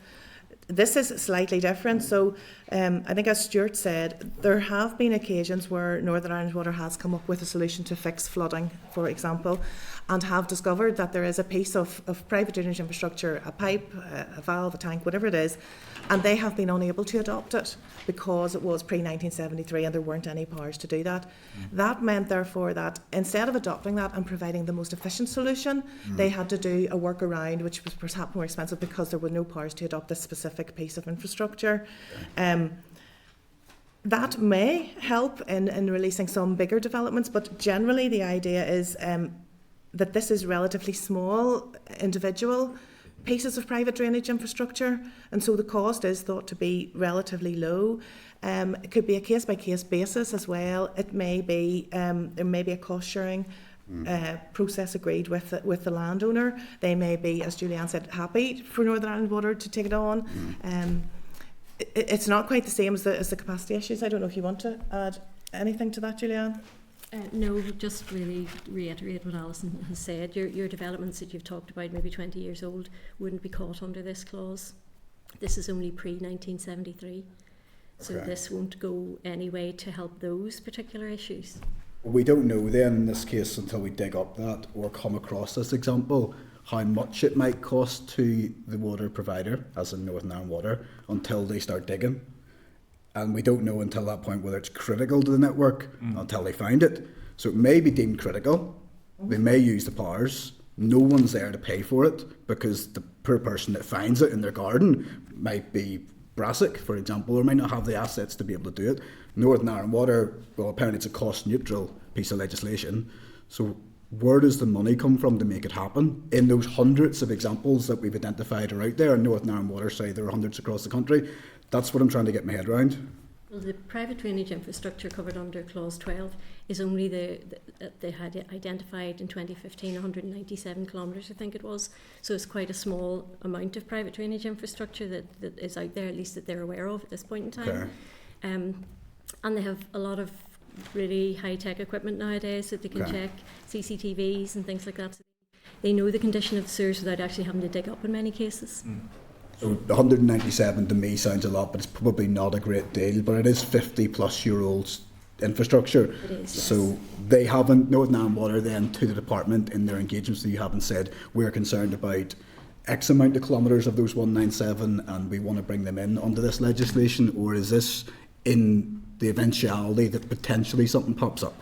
This is in the eventuality that they discover that there is a piece of infrastructure that, if it was brought up to a better standard, would help improve the solution. Okay. It's not the same as the more widespread unadopted developments that I think you touched on. Okay. This is just a small amount of private drainage infrastructure that predates 1973. This 2015 figures are the best estimate we have, but obviously sometimes when they're doing repairs they come upon things that perhaps they didn't know were there, and if they come upon something that needs repaired, and what has happened in the past is if they come upon something that looks as if it's pre-1973 and it's not on their maps and they realise that it's pre-1973, previously they haven't been able to even touch that or do anything with that. So this power is allowing them to do that. And it should result in, more efficient repairs and more efficient network. The cost of it, if the cost was to come to Northern Ireland Water, would have to come out of their general maintenance budget that they would be using to do that repair in any case. So it would be a marginal increase, perhaps, and in fact, it might actually be cheaper, because if they were able to repair this short piece of infrastructure, that might be a cheaper solution than having to work around it, which is what they would have had to done previously. Okay, that's good to know. In terms of Clause 11, then, if we could touch on that, whenever we had Northern Ireland Water before, this is already happening, isn't it? We're already sending in enforcement officers through Northern Ireland Water to enforce illegal or miscommunicated connections, because we know of people who have been fined, who have been brought to court, and who have been asked to make it right or else. So can you talk me through what exists now versus how this will differ? Yep, the miscommunications powers that Northern Ireland Water have at the moment allow them to stop it up. So they go onto your property and stop up the connection, which isn't very satisfactory to the homeowner. It means you couldn't maybe use your washing machine. And they couldn't repair. So this is now to allow them to carry out the repairs and recoup the monies, rather than just leave you in a very difficult position with not being able to use your appliances. Okay, so they can enter the premise, they can take action, and then if the proprietor, homeowner, etc. doesn't pay on the day with the invoice that's created, that will then be a court action or to go through that process to claim it back. That's the process. Okay, good to know. In terms of Clause 3 then, you might have heard whenever we were raising it with Ray's earlier on, I asked the question about whether it had been considered that we looked at some sort of hybrid grant that might well help both domestic and commercial premises, and there were examples in previous flooding where you had a hybrid premise where you might have had a business owner who lived in the property. So it was a shop downstairs and a business upstairs and a home upstairs, and potentially aren't able to avail to the full value of the grant. Was anything like that looked at? Does anything that exist elsewhere, and it's something that you think might be beneficial in terms of dealing with those instances if and when they pop up? So just to clarify, is this clause 6? No, clause 3 is it on the grant? Sorry, clause 6. Yeah, sorry, clause 6 in terms of the flood protection grants. Yes. Yes.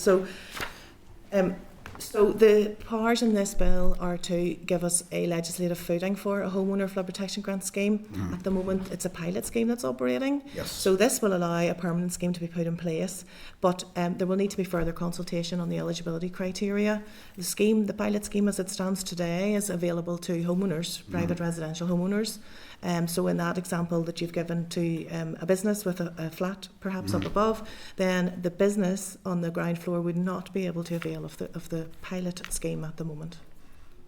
Yes, and that's my point. It would be quite good if we could, and maybe not for this legislation, but just in the thought process of developing those grants, that we try and find a flexible approach, because half of the premises is the home. For example, the front door, it might lead to a business first of all, but the stairs take you up to the house. Yes. But they're blocked out from getting access to the house because they can't get the grant. Yes. And I think it's eventualities like that. I think they're useful to having a flexible rather than obtuse approach. So it would be worthwhile looking at. That's something that would be obviously part of a future consultation. And obviously, when we do a post-project evaluation of the pilot scheme, I would expect some of those things to come out of that as well. Okay, that's another one. Just last one, Chair. I think the Minister mentioned it yesterday, and maybe we heard from Rhys earlier. Did you say that you're expecting to either receive or launch a consultation on soft studs? Is that right? And Yes. How does that consultation, Stuart, factor into this legislation? Would it be beneficial? Are we sort of chicken and egg situation?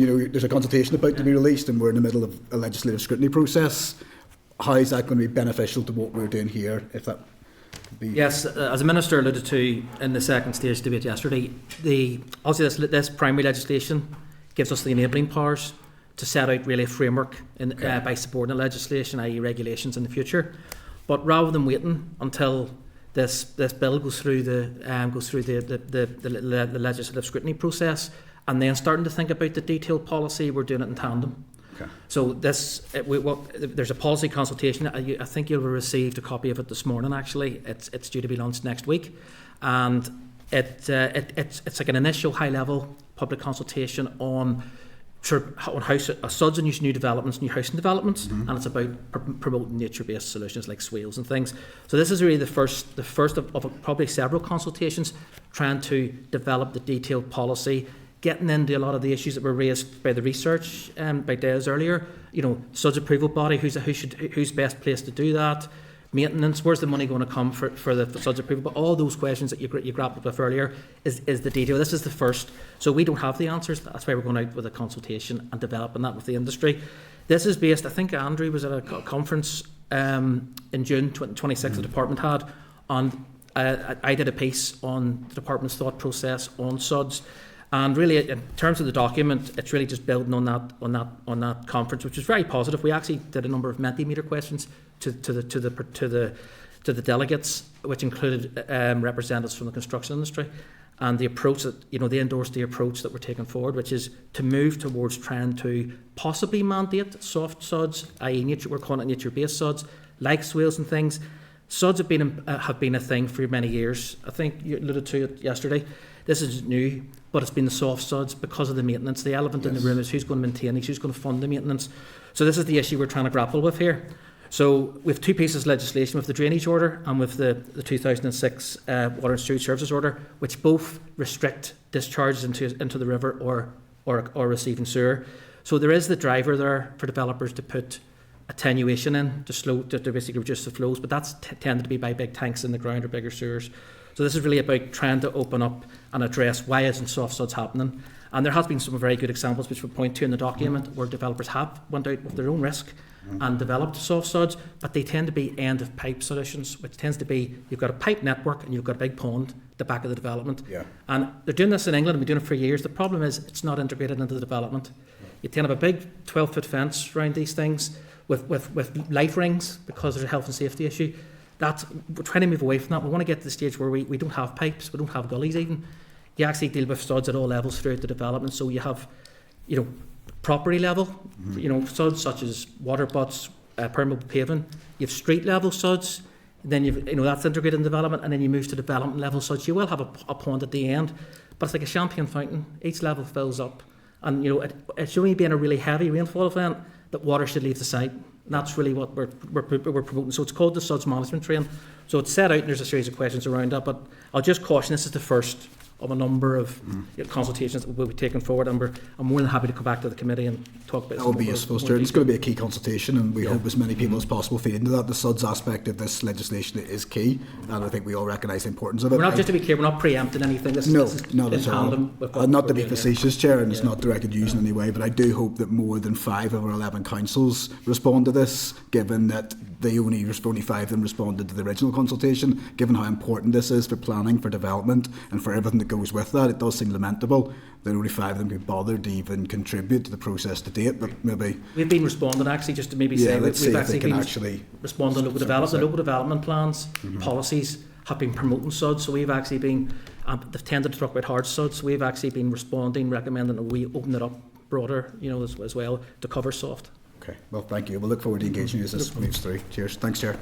No, thank you very much, Deputy Chair. Just Stuart, just on that before I bring Cahill in, can I just check? So the purpose of the consultation, if I understood your answer correctly, was really to inform the regs that will follow the bill. Yes. Sorry, yeah. So I haven't read it. It might have been sent to me this morning, but I haven't got my hands on it yet. I suspect maybe other committee members haven't either. What's the time scale on the consultation? When's it running out? It's running out till the end of December, just before Christmas, so it's a full 12 weeks from Monday the 22nd is the plan. Yep. And then we'll get into the new year reviewing the consultation responses, but then the next consultation, which we'll do in probably the spring next year, we'll get into the really sort of detailed nitty-gritty about the arrangements, the administrative. There has to be a regulatory framework set up. This is really setting up the policy direction and the travel, which is around, is this the right approach? We're advocating the SUDS management train approach. One of the challenges developers have had that was spoken to is that if they put in a large SUDS feature at the end of a development, the back of a development, that's actually losing a lot of real estate for them to build houses. Yes. And then, as I said, it also doesn't count towards the green space, the open space that they're required to provide as part of planning policy. So if you can integrate it and actually have it as part of the green space within the development, it becomes part of the development, and it also frees up possibly more room for them. Hard SUDS as well, it's getting to the stage now with climate change. There's just not the physical room within the road to actually build these tanks and bigger sewers alongside other utilities. So there is the industry, certainly the feedback we got from the conference was that the industry want to do this, but it's the maintenance and the adoption and the approval and all those issues that need to be addressed before that can happen. Just one quick question then, and look, you can say you don't know the answer to this one, it's fine, but in terms of when the consultation finishes, when will the department have considered the consultation responses, and when will we see some output? The reason I'm asking that question is obviously at some point over the next few weeks the committee will decide how long it wants to consider scrutiny on the bill. I'm just thinking of forward timescales. Do you have any idea when the department might produce some output from the consultation? We would hope, as I say, the consultation should close before the end of this calendar year, so we would hope in the first quarter of 2026 to be coming back to the committee, certainly January, February time. Okay. So obviously subject to ministerial approval. And as I just cautioned, as I said earlier, there will be another consultation after this, which will take it to the next step. So we're a couple of steps away from having the detail that's needed for a set of regulations, and we need a business case around all this, around how much is a SUDS approval body going to cost, where does it sit, all those questions need answered. But yeah, so first quarter of next sort of calendar year. That's great. Look, thank you very much for that. And sorry, Carl, I was taking some of your time there. Go ahead, brother. Right, Chair, thanks very much, because you practically got my question answered. But that's even better. I'd ask it anyway because I and John raised the issue as well, because we need partners in all of this. And I mean, we're a bit disappointed in terms of some of the councils that didn't respond, but clearly, and you've alluded to it, because I said earlier on when we received a briefing in the race paper about area plans and everything else, and if we're serious about introducing things, we need to find out how we go about it, and we've asked about different models across the Isles in terms of the SUDS approval bodies and how we'd roll that out in the best models. So my key question obviously was about partners. Because there's no point in planning making a decision without having a proper conversation made across the board about introducing soft suds. And you're right, I do agree with the days of the hard suds that, you know, is coming to a point now, because we've seen the PPS 15, which is the plan of policy flood statement. We know the areas now we've identified. So there's a broader discussion out there on plan. I think local authority has a big say in it. So I'm glad to hear now, obviously there's a new consultation, but that basically was the question I was going to ask about our partnership. Well, just to reassure you that there was a stormwater management group, and we'll probably resurrect that again when we get to the next stage. We are working very closely with a number of the councils. There's another piece of work that I think I briefed the committee a few months ago, which was a transformation project that we're taking forward about retrofitting suds into the urban environment. We're working with Abandonment, Newtonabbey and Belfast City Council, but yes, working with the councils possibly and other stakeholders like building regs and building control. Really probably more for the next stage when we get into the actual detail of how this is all going to work. That's it. Thank you. Thank you, Cathal. Andrew. Thank you, Chair. Thank you for coming in. A lot of questions have been touched on, but I'll maybe go through them again. I think one quick thing to say, we're debating or discussing the water sustainable drainage and flooding bill. I'm not sure if anybody else came into Stormont earlier this morning, but there was a big flood outside. Was there some lying water in Stormont? There was some lying waters. I mean, I was on my bike and I say the irony wasn't going to see. The irony wasn't. You'll not need a shower later. Then that's the benefit of it. But anyway, so I do think it is just. I think it was the universe trying to tell us something, or certainly something trying to tell us something. No, I think just to go. I'm just going to start this in the order that I have them, maybe not necessarily the order that they're arriving. See, when it comes to the hose pipe ban, again, is that going this is going to be expanded? And I take it then will it be a sort of pick and choose from NI Water, the department on the list? Is there a hierarchy of which are the worst and which are the best? And again, just to sort of, they are soft touch, and I get that, but again, has that? I mean, we've alluded to sort of, consumer indications that they're effective, but are they actually effective, these hosepipe bans? I mean, I'm just conscious that, again, I understand the importance of them, I understand that they need to be expanded and tightened up and all the rest of it, but just how sure are you, I suppose, that this will be the right way to do it? And also just will it be a geographic thing as well? Will it be obviously, will it be a case of, Silent Valley's running low, so therefore South Down's going to be, but obviously whatever I can't remember the name of the reservoir up in the Glens of Antrim, they're all happy days. How's that going to work? Yeah, they will be able to choose if need be. In the past, our hosepipe bans have normally been for the whole of Northern Ireland, but they have powers to choose by area if need be. So if there's some areas that are particularly bad, they can impose different hosepipe restrictions. So they could say, for the sake of argument, consider power washing and those things that use lots and lots of water, or filling large paddling pools in some areas where they may not be restricted. In others, it may just be the lesser usage function. So they will have that flexibility to do what they feel is necessary at the time. And they are quite effective. We did find when we had a high demand event in the past and introduced a hosepipe ban, because they can be introduced quite quickly, then they do have an impact. The water usage just does drop quite considerably, and so they are quite effective. There are other measures that need to be taken as well from Northern Ireland Water's point of view, redistribution of water supplies and things like that, but the hosepipe ban does have a considerable impact whenever it's brought in. Okay, that's good to know. On to the suds, and again, yes, it was a good conference earlier on in the year. It's very informative. I definitely get the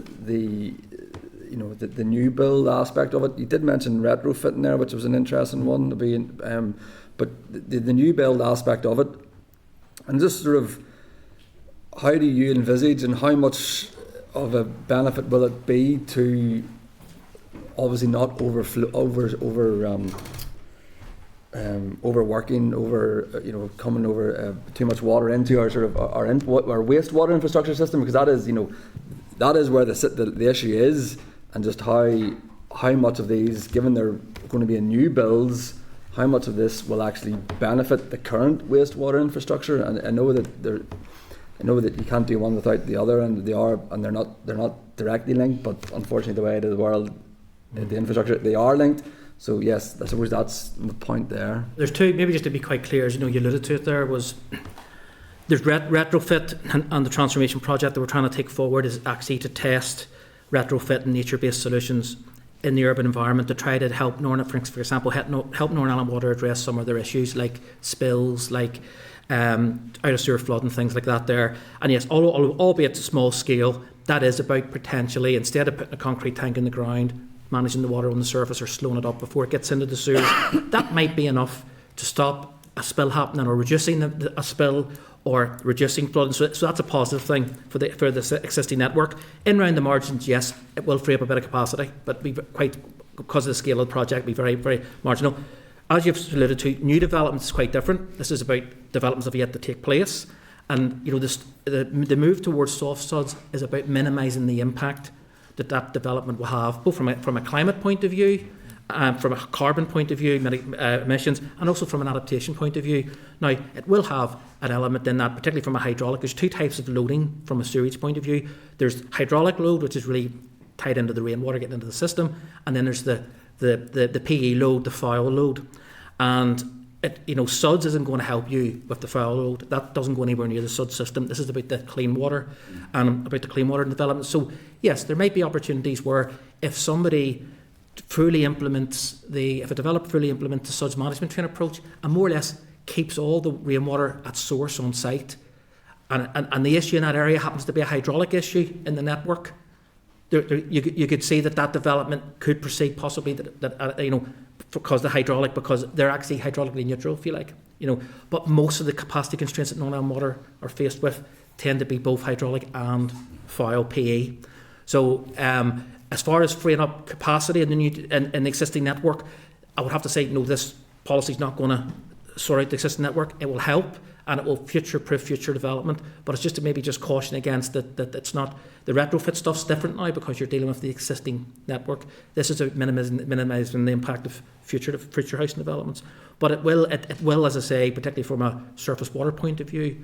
Yeah, you could, I suppose, and I think they've done it elsewhere, is have negative planning conditions where you actually take water onto the site from the public network, and they've done that elsewhere. But no, this is about new development, and it's about minimising the impact of future development.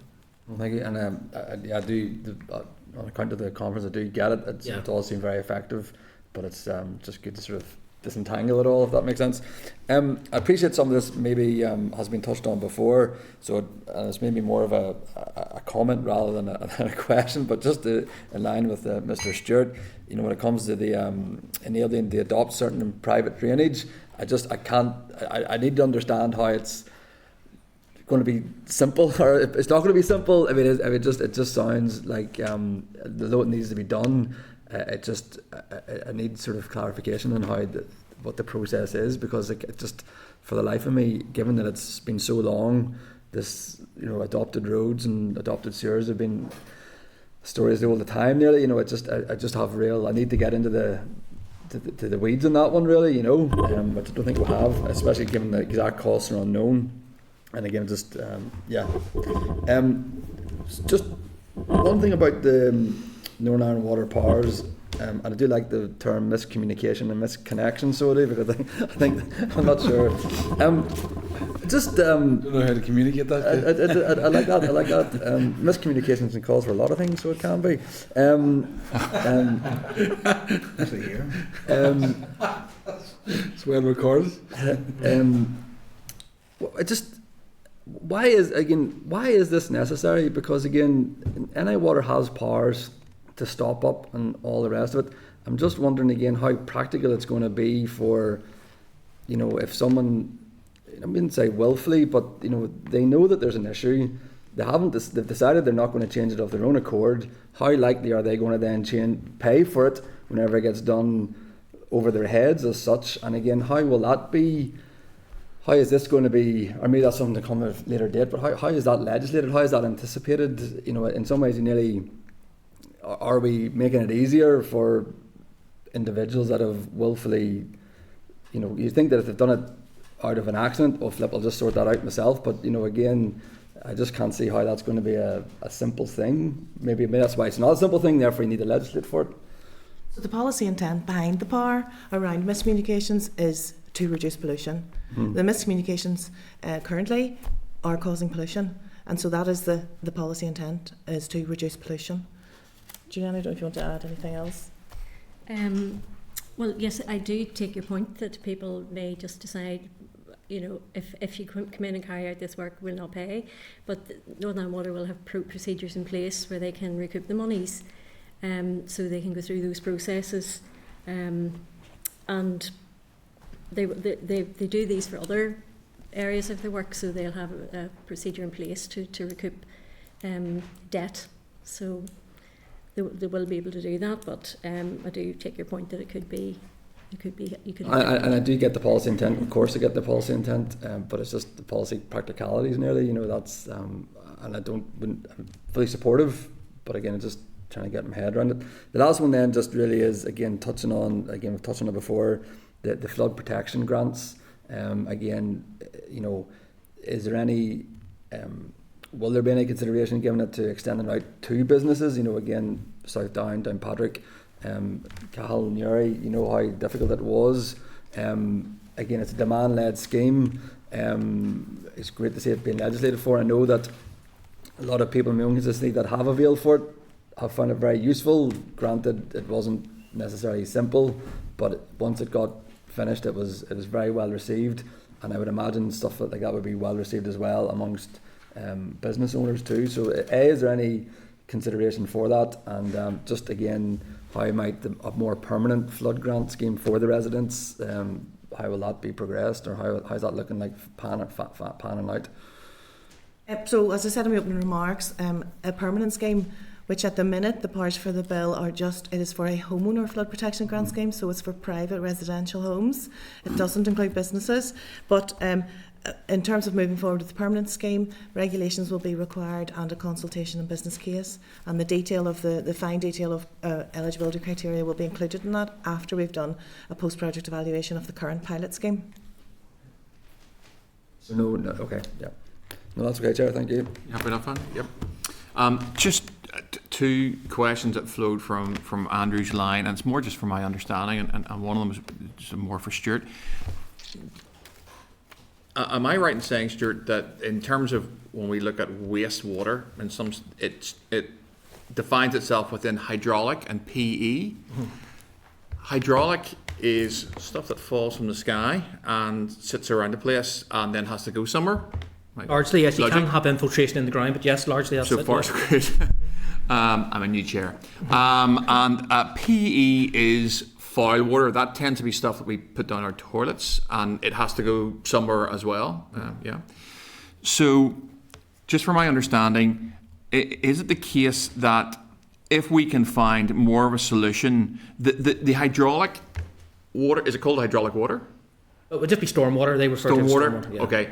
So, when there's a lot of stormwater, the overflow of that gets fed into effectively PE drains, and does that cause a problem? Is that right? Is that how it works? Yes, well, maybe just sort of rewind. Up until about the 70s, late 70s, most of the rainwater and foul went into combined sewers. So, and a lot of in Belfast, old Victorian sewers. Really, since the 70s, all new developments, housing developments have had separate storm, separate foul, and that's where the misconnection becomes an issue, or miscommunication, because you suddenly have a garage. There's a pipe beside the garage. I'll put my washing machine into that, but that pipe's a storm pipe. Now, in a lot of cases, those storm pipes somewhere down the line may end up in the combined sewer because the main sewer in the road and the public road tends to be combined in a lot of cases, but. Since probably for the last 20 years, Northern Water have restricted, and it's very, very, very rare occasion where a new development will connect surface water to the combined sewer. It's a legacy issue where there's too much water getting into the system, and it may well be that's really what the stormwater offsetting is about. Even about the play park you were talking about, it's about if you can get stormwater out somewhere else, that might enable the stormwater from that green space that you're putting the park on to come in. So that's the idea of the offsetting. So yes, it is a legacy issue, and most of you talked about overflows with these things called combined sewer overflows, and you might have seen a spotlight programme last December where it highlighted the issues particularly around Greater Belfast and Belfast Lough, where a lot of these overflows, the combined sewerage system is designed to spill. It's not, but it's only should be spilling during very heavy rainfall. So it's only diluted. Spill tends to be into rivers. In rivers, yeah. Okay. So you have what happens is you effectively have an overflow whereby water above a certain height will start to go into the river once the water gets to the wastewater gets to a certain height in that sewer. But at that stage, it's dilute. And that's the way those sewers have been designed and overflows. The problem is they're spilling too often, and that's right across the UK and Ireland. They're spilling far too often. So that's the challenge we have, is about trying to, and you can't keep putting bigger pipes in the ground because we're getting more and more intense because the rainfall's happening in same amount of rainfall but in a shorter space of time, so the systems can't cope. So that's where the blue-green place comes in. You hold the water back, slow it. It's all about slowing it down. Okay, so the SUDS and the policy intent around that is effectively, if I understand you correctly, is really to soak up the hydraulic stuff, so it doesn't become an issue getting mixed in and causing the additional overflow into our rivers, even if it's diluted. That's okay, fine. And I think the point you just made is a really important point about SUDS. It's about managing its source. Our sewerage systems have been designed. It's pushing it all backwards. Yeah. Legacy was about collecting it as quick as you can, chucking it down the catchment as quickly as you can, and you can't cope downstream. This is about managing its source. Let some of it infiltrate into the ground, let some of it evaporate, and then what's left, can you manage it on the site? That's what it's about. Right, listen, thank you very much. That was really, really useful. Justin, you're next. Sure. What is the biggest challenge facing NI Water right now? In relation to this bill? In relation to this bill, what's the biggest challenge that NI Water faces? Their funding requirement. Funding requirement to do what? To deliver water and sewage services. What's the big issue in NI Water? Wastewater. Wastewater in terms of capacity. Yes. In terms of ability to treat. And to what extent does this bill resolve that issue? So this bill is giving Northern Ireland Water additional powers, as is set out in the bill. It will help address some of the capacity issues, as Stuart has touched on, with the SUDS. The funding of Northern Ireland Water and the regulated price determination is separate to this. This bill, just in the Assembly yesterday in the Chamber, it was spoken about from a number of MLAs who said the flooding issues are all going to be resolved and all NI Water issues are all going to be fixed by this bill. I was just sort of scratching my head wondering, no, that's not really the case, is it? Just a perspective.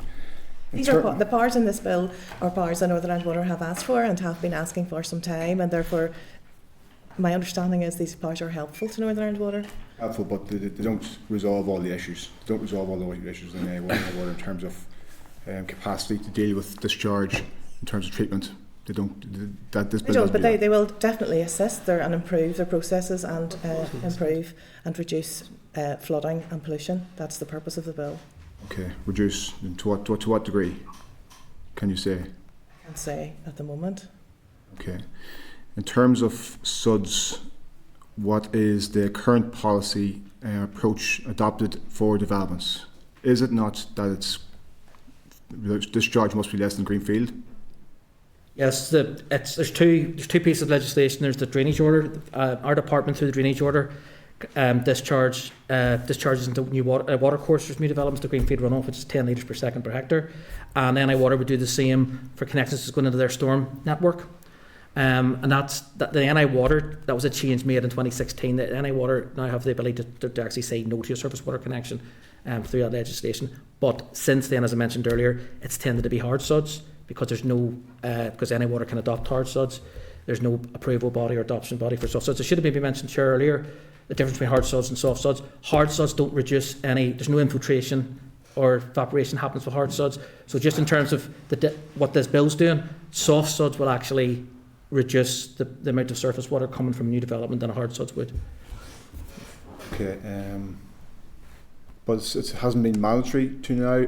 It's just encouraged. It's just been developed. So there's been a number of developers have went out to be very innovative and went out on their own terms and developed a number of these. Yes, there's been a pilot actually. Well, it won't be mandatory subsequent to this either. Pardon? It won't be mandatory subsequent to this bill. Well, that would be that's to be determined through the detailed policy regulations. But certainly the policy intent would be to mandate soft SUDS in the future. That's certainly where we're heading to. Obviously, just to caveat that, if you're building that development on the side of a hill, you're going to have a combination of hard and soft, because there's obviously limitations to there's no size fits all. What is the approach in the south? The South's similar to ourselves in that it's done by local authorities in the same way in England and Wales. It's done by local authorities. They're falling into the same issues that we are having around the maintenance of soft sods. England were to bring in the flood and water Schedule 3 of the Flood and Water Management Act, and they didn't for that same very reason. The issue around maintenance and funding the maintenance of the green bits basically is the challenge. Okay, I asked this question earlier in terms of adoption of SUDs being contingent on the systems being constructed to appropriate standards. What are the standards for SUDs in the north? Well, there's set standards set out by Syria, and they've actually just been revised recently. So certainly that would be our starting point. Would be the Syria guidance, which is industry standard. Syria, an organisation funded by the industry, so that would be our first point. And my understanding is England and Wales and Scotland also follow that same. Set that those procedures and guidance are set in Syria. And as ACOM and ARP obviously are leading in terms of their ideas around SUDs. We're working with both of them actually. You're working with both of them already? With the pilot project that I talked about in terms of retrofit, we've worked with them. We went over to Mansfield actually. That we're actually. I think I might have been Mark would have been here, but I presented to the committee about the transformation project. It's retrofit now, but certainly learning from the maintenance, even from the retrofit, can feed into this. How does retrofit work? Who's responsible for retrofit? Well, again, that's the point of the pilot. It really depends where the intervention is situated. Some examples are, and there's actually a few photographs in this. If you have it, instead of having a gully in the side of the road, you might replace 5 gullies with a rain garden. Effectively, it acts like a big, massive gully. And that gully, obviously we need to work with our colleagues. It would be hard to see how it wouldn't be the department, either because we're responsible for roads and highways, wouldn't be involved in that in terms of long-term maintenance. But we're working with the councils and like parks. If you were to do a detention basin in a park, we'd be working with the park hopefully, because if they're cutting grass beside it, it would make sense for them to cut the grass in the feature as well. So, a lot of this will be coming down to partnership and working, but it all very much be dependent on where they're located. But just to reassure you, we are working with stakeholders, and we're going to try to test housing sector is another big stakeholder here, because there's a lot of green spaces in some of the big housing developments we have. So again, it's about working with them and seeing if they would be. When we talk about long-term maintenance, it sounds very grand, but a lot of times it is only looking after the plants that are picking, cutting grass. NI Water would remain responsible for the bits that are going into the NI Water network. The hard pipes and roads would be similar, the bits that are going into the road drains. But that all needs, that's the whole point of the pilot, is we're trying to work through those things, try to understand them. In terms of retrofitting, that idea where some developers might be concerned that SUDs might minimise their density, you could offset to another site where retrofitting could be incorporated? To date I haven't received, as I mentioned the conference we had, I think their challenge is, I mentioned earlier that if you go down the traditional sort of approach of having a feature at the end of a pipe network, that tends to use a lot more space where they could use that space for houses. If they can, I think it's the reverse, in that if they can incorporate the green space at street level, property level, they see the opportunities to have more properties. But so certainly that's what was coming out of the feedback I received. Thank you very much, folks. Thank you. Thank you very much, Justin. I haven't had any other indications, so and I don't have any more questions. I want to reflect that it's been a really interesting session. I've learned a lot, and certainly the evidence that you've given will be really useful for us going forward. So I just want to thank you for your time this morning. I wish you all the best. Thank you. Thank you. Thank you. Thank you.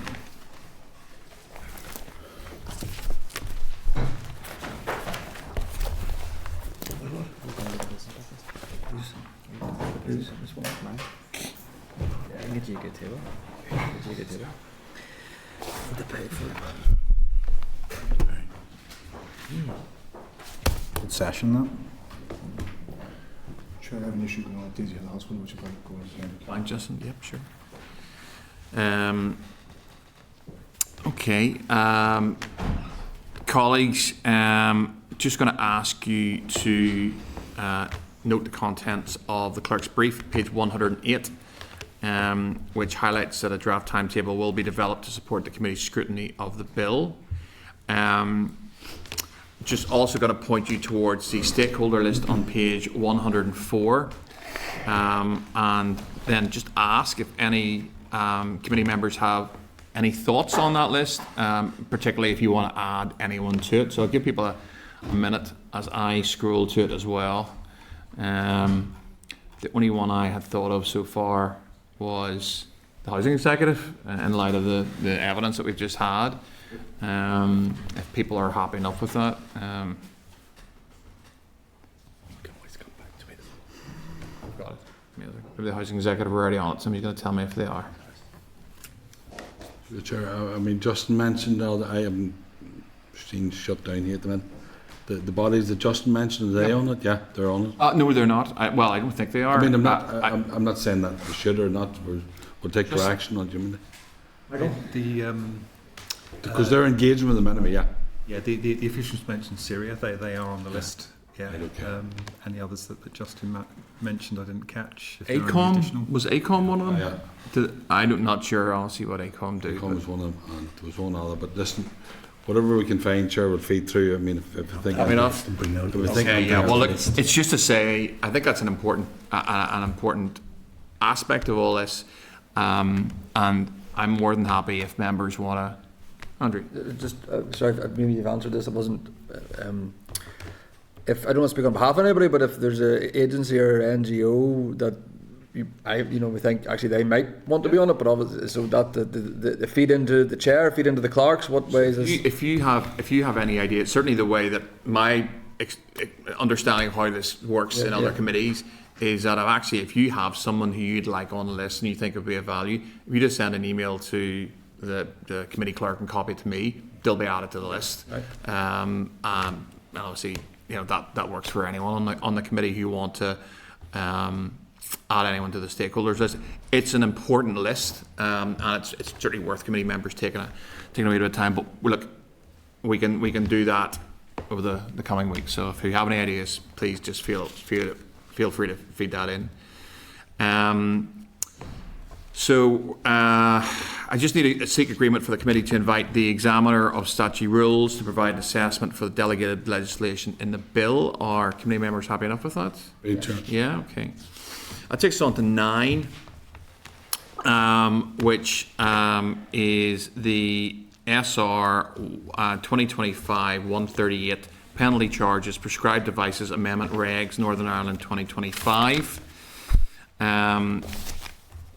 And to inform members that the purpose of this rule is to allow for the recognition of vehicle certification approval certificates in Northern Ireland that have been granted in England and Wales. The rule came into operation on the 30th of July 2025. To inform members that the committee considered the proposal for the statutory rule at its meeting on the 10th of September 2025 and questioned officials on the reason for breaching the 21-day rule. Following oral evidence, the committee was content with those proposals. The examiner of statutory rules has reported on the rule and draws attention to the committee to the breach of the 21-day rule, what was content with the committee's explanation and no further comment. Are members content with the statutory rule? Dan? That the Committee for Infrastructure has considered SR 2025-138, the penalty charges, prescribed devices amendment regulations, Northern Ireland 2025, and has no objection to the rule. Okay, 10 is SL1, the U325 Cannyreagh Road, Donaghadee stopping up order, Northern Ireland 2025. This is on pages 204 to 211 of your paper. This rule is subject to negative resolution. The rule will stop up a length of Cannyreagh Road, Donaghadee to facilitate a new housing development and a road layout into the development in accordance with an improved planning application. The proposal has been requested by a developer to facilitate compliance with the condition of the planning application. The road will be stopped up by means of installation at the end of road precast concrete curb and a new anti-dazzle fence behind the curb line.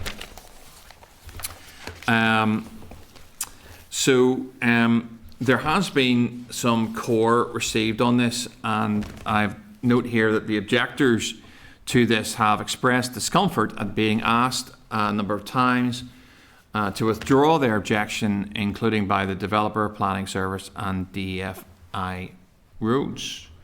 So, taking the committee's view on this, we may want to consider writing to the department to seek clarity on the communication with those objecting to establish whether objectors are routinely asked to withdraw their objections, or if they are asked if they wish to withdraw their objections, and also then to seek further detail on the number of occasions objectors to this proposal were asked to withdraw or wish to withdraw by the developer, planning service or DFI roads. Are members content with that course of action? Content. Okay. And are members content with the proposal for the statutory rule? Content. Okay. So, item 11 is SL1, the Mill Avenue Belfast Abandonment Order, Northern Ireland 2025. This is on pages 213 to 215 of your pack. This rule will be subject to negative resolution procedure. The rule will abandon an area of 337.065 square metres of road at Mill Avenue, Belfast, extending from its junction with Wolf Hill Manor to a distance of 51 metres in a southwesterly direction. The proposal has been requested by a developer who is the owner of the bed and soil of the area to be abandoned, to comply with planning conditions following the realignment of a section of Mill Avenue as part of the development of Wolf Hill Manor site. Following the abandonment, responsibility for the area will revert to the owner of the bed and soil. Are members content with this statutory rule? SL1, item 12, the U1105 Killybracken Road, Dungannon Abandonment and Stopping Up Order, Northern Ireland 2025. This is on pages 217 to 220 of your papers. The rule will abandon an area of 48 square metres of road at the Killybracken Road, Dungannon, from its junction with Eilish Road, extending to a distance of 12 metres in a westerly direction, and stop up Killybracken Road at its junction with Eilish Road. The abandonment and stopping up are necessary to address road and safety concerns. The Killybracken Road junction is hidden and located on a bend, creating risks for traffic using the junction and travelling along the Eilish Road. Is there anything else I need to? No, that's fine. Are members content with the proposal for the statutory rule? Okay. Are members content? Okay. Item 13 is again an SL, an SL1 that's not subject to assembly procedure. There are two proposals, SL1 for statutory rules, that are not subject to assembly procedures and are not required to be laid. And these are listed on page 222 of your meeting pack to 227, and are SL1, the road speed limit number 3, Order Northern Ireland 2025, and SL1, the control of traffic, Island Street Area, Belfast, Order Northern Ireland 2025. Do members have any issues they wish to raise on these proposals? No, Chair. No. Are members content with the proposals for the statutory rule? Content. Okay. I'm conscious that members may wish to reflect on the evidence we received. We can do that at the. We can do it now. We can do it at the forward work programme, whatever you want. I'm open to the committee's view on that. Are there things that we want to task the committee team to do, or anything you want followed up on? Any questions that you ask that you wish more information on from DFI? I'm conscious we're losing people gradually. We're down to 5 of us. It's a new chair. Only 5 of us left in the room. People are voting on their feet. But I think it was an interesting session, and it's going to be an interesting bill to work on and scrutinise. There's no doubt about that. I'm just conscious if anyone wants any questions posed following that briefing back to the department. We can do that. I'm conscious at least offer that. There was just one question, Chair, that came up around how common it was it for NI Water to enter properties in cases of miscommunication, and we were told there was a database and the department would provide information on how often that happens. So there's just that. Yeah, the NAEA has that. Yeah, that was said. Yeah. If we can add to that, Chair, as well, I would like to hear from Northern Ireland Water again about clause 12. When you heard about the 197 kilometres of pipelines, how many examples have they had in the last 50 years of infrastructure they'd love to have in their essential network, critical to the network, but can't get their hands on it due to the lack of legislation currently? And what is the estimated cost per acquisition? Because that's the ball game for me. It's not cost neutral. No, it's not cost neutral. That will be evident in that response, I imagine. Deputy Chair, are you content to write out in the first instance Northern Ireland Water, or are you suggesting we invite them to come? I'm sure they're scheduled at some point. I think they are scheduled, Chair, yes. But that would be a specific, because there could be a lot of research. Well, I don't know. I'm assuming there could be a bit of digging required in that. So maybe in the first instance regarding that. Because when we dive into that clause, it would be key to know that. Would do. Yeah. Deputy Chair, are you content that we write out along those lines? Happy to Northern Ireland Water? Necessary, Chair. Okay. Are members content? Yeah. Okay. Conscious of anyone else wants us to... Everyone happy? Okay. This is forward work, or is this... No, we're still on. If you've any issues, Andrew, that you happy enough? Okay. So, sure, no, it's just interesting. Obviously, we need to pay attention to the consultation as we go through our committee stuff there. I mean, once you get a hold of that document, where there's an option for us at some point to look at similar consultations, where there's information across the aisles. I'm only throwing that out there for now. Let's deal with. We got the thing this morning, so it may inform part of our conversation going forward over the next, over the next 10 or 11 weeks. So it's not. Let's leave it two separate things, but in case we need to ask a question about some other stuff. No, look, I agree completely. That was really why I asked what they would do with it once it's finished. So we got a time scale as how they're running 12 weeks. How long it'll take them to process that and what the output will be. I would imagine we'll still be looking at this, subject to whatever the committee decides on the length of scrutiny period. But that was key aspect that's going to feed into it. Well, and I completely agree, because in the past we used to wait to the end of the phases, and then we'd go. You'd find the secondary legislation or regulations. That's the way they went about it. I think in tandem is the right way to go about it. But all I'm saying here, as part of our work, and I didn't get to see I must look at the groups. It's important. We need the groups in, so it's well informed and a good piece of scrutiny. So you've so many groups on already. There may be others that members would like to, and we'll make a decision who we need to invite in. But I'm happy enough that. Bring a list. So no, it's a good point, and I imagine we have something there, but we'll tie that down. We'll see if anyone else wants to, certainly any other committee members who want to add to that, and we'll get that to committee members in the future. That does take us on to item 14, which is the forward work plan, which is on. I'll take members at page 232. You can see that scheduled. So obviously we had the department, and you can see, I'm not going to read it all out, but obviously the bill is going to take a reasonable amount of time as we go forward. So are members content to proceed with the evidence sessions set out, or do they have anything they want to feed into that at this point in time? Just to say, Chair, last week the committee agreed to invite the Mineral Products Association at an early date, and they can make next week. So if members are content, we'll go firm on that. Yeah. Committee happy enough with that? Yeah. Okay. Sure. Take Andrew. Yeah. Yeah. No, just sort of being slightly unfamiliar with this whole process. So just in the forward work programme, legislation, and then there's obviously this bill is sort of scheduled in. What format does that take then? Do we informally discuss it every week or what? Or is there, I'm just trying to get my head around this, you know what I mean? The general idea with having the bill in every week is that there'll be an update of what's going on in terms of the bill and what's been received and at what stage we are. Is that from the department or is that from... No, that will be within the chair's brief, and then the chair will give that update. So there will be things like we will invite the bill clerk to come along and talk through the process of the committee stage. So that there'll be there'll be features like that, but any update on what's been happening in terms of the bill, so members are on top of everything. Okay, no, that's great. Thank you. Happy enough? Yeah. So, are members content to agree the forward work plan as it stands on page 232 forward? Yep. Yeah, happy enough? Okay.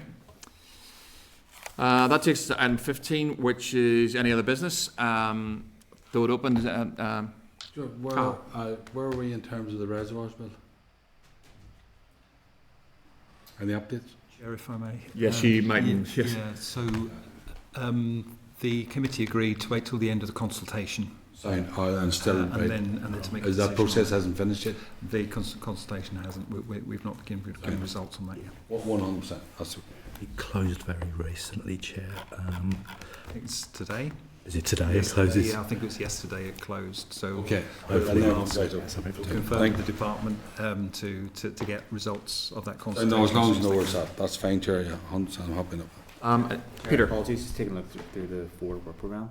Do we get Northern Ireland Water coming in terms of their views? And I'm conscious. Yeah. I'm conscious that they had said about calling down to the Cannyreagh treatment plant. I think it was. Is that still in train? I think it was Keith had proposed it a good while ago. Is that still being looked at the minute, or? Yes, the committee hasn't set a date for it yet. We were looking for an appropriate time of year when it would be conducive to members' comfort. That's what raincoats are for. It's running down the drain, Peter, right? Well, that's the song line in the song. Sorry, I got confused there, Chair. Sorry, Chair, I have to run. Are we still cord if I go, or can? Yeah. Well, we have to check Nicholas there, but we are practically there. If you've got all of 3 minutes, Deputy Chair Peter, are you happy enough with that? I mean, they'll be in here on the bill anyway, but yeah, we'll get that worked out. And Nicholas got a thumbs up there as well. Okay, so that's AOB disposed of. Time, date, and location of the next meeting. Are members happy that the next meeting will take place at 10 a.m. Wednesday, 24th of September, room 29 in Parliament Buildings? Okay, the meeting is adjourned. You can take off the seat.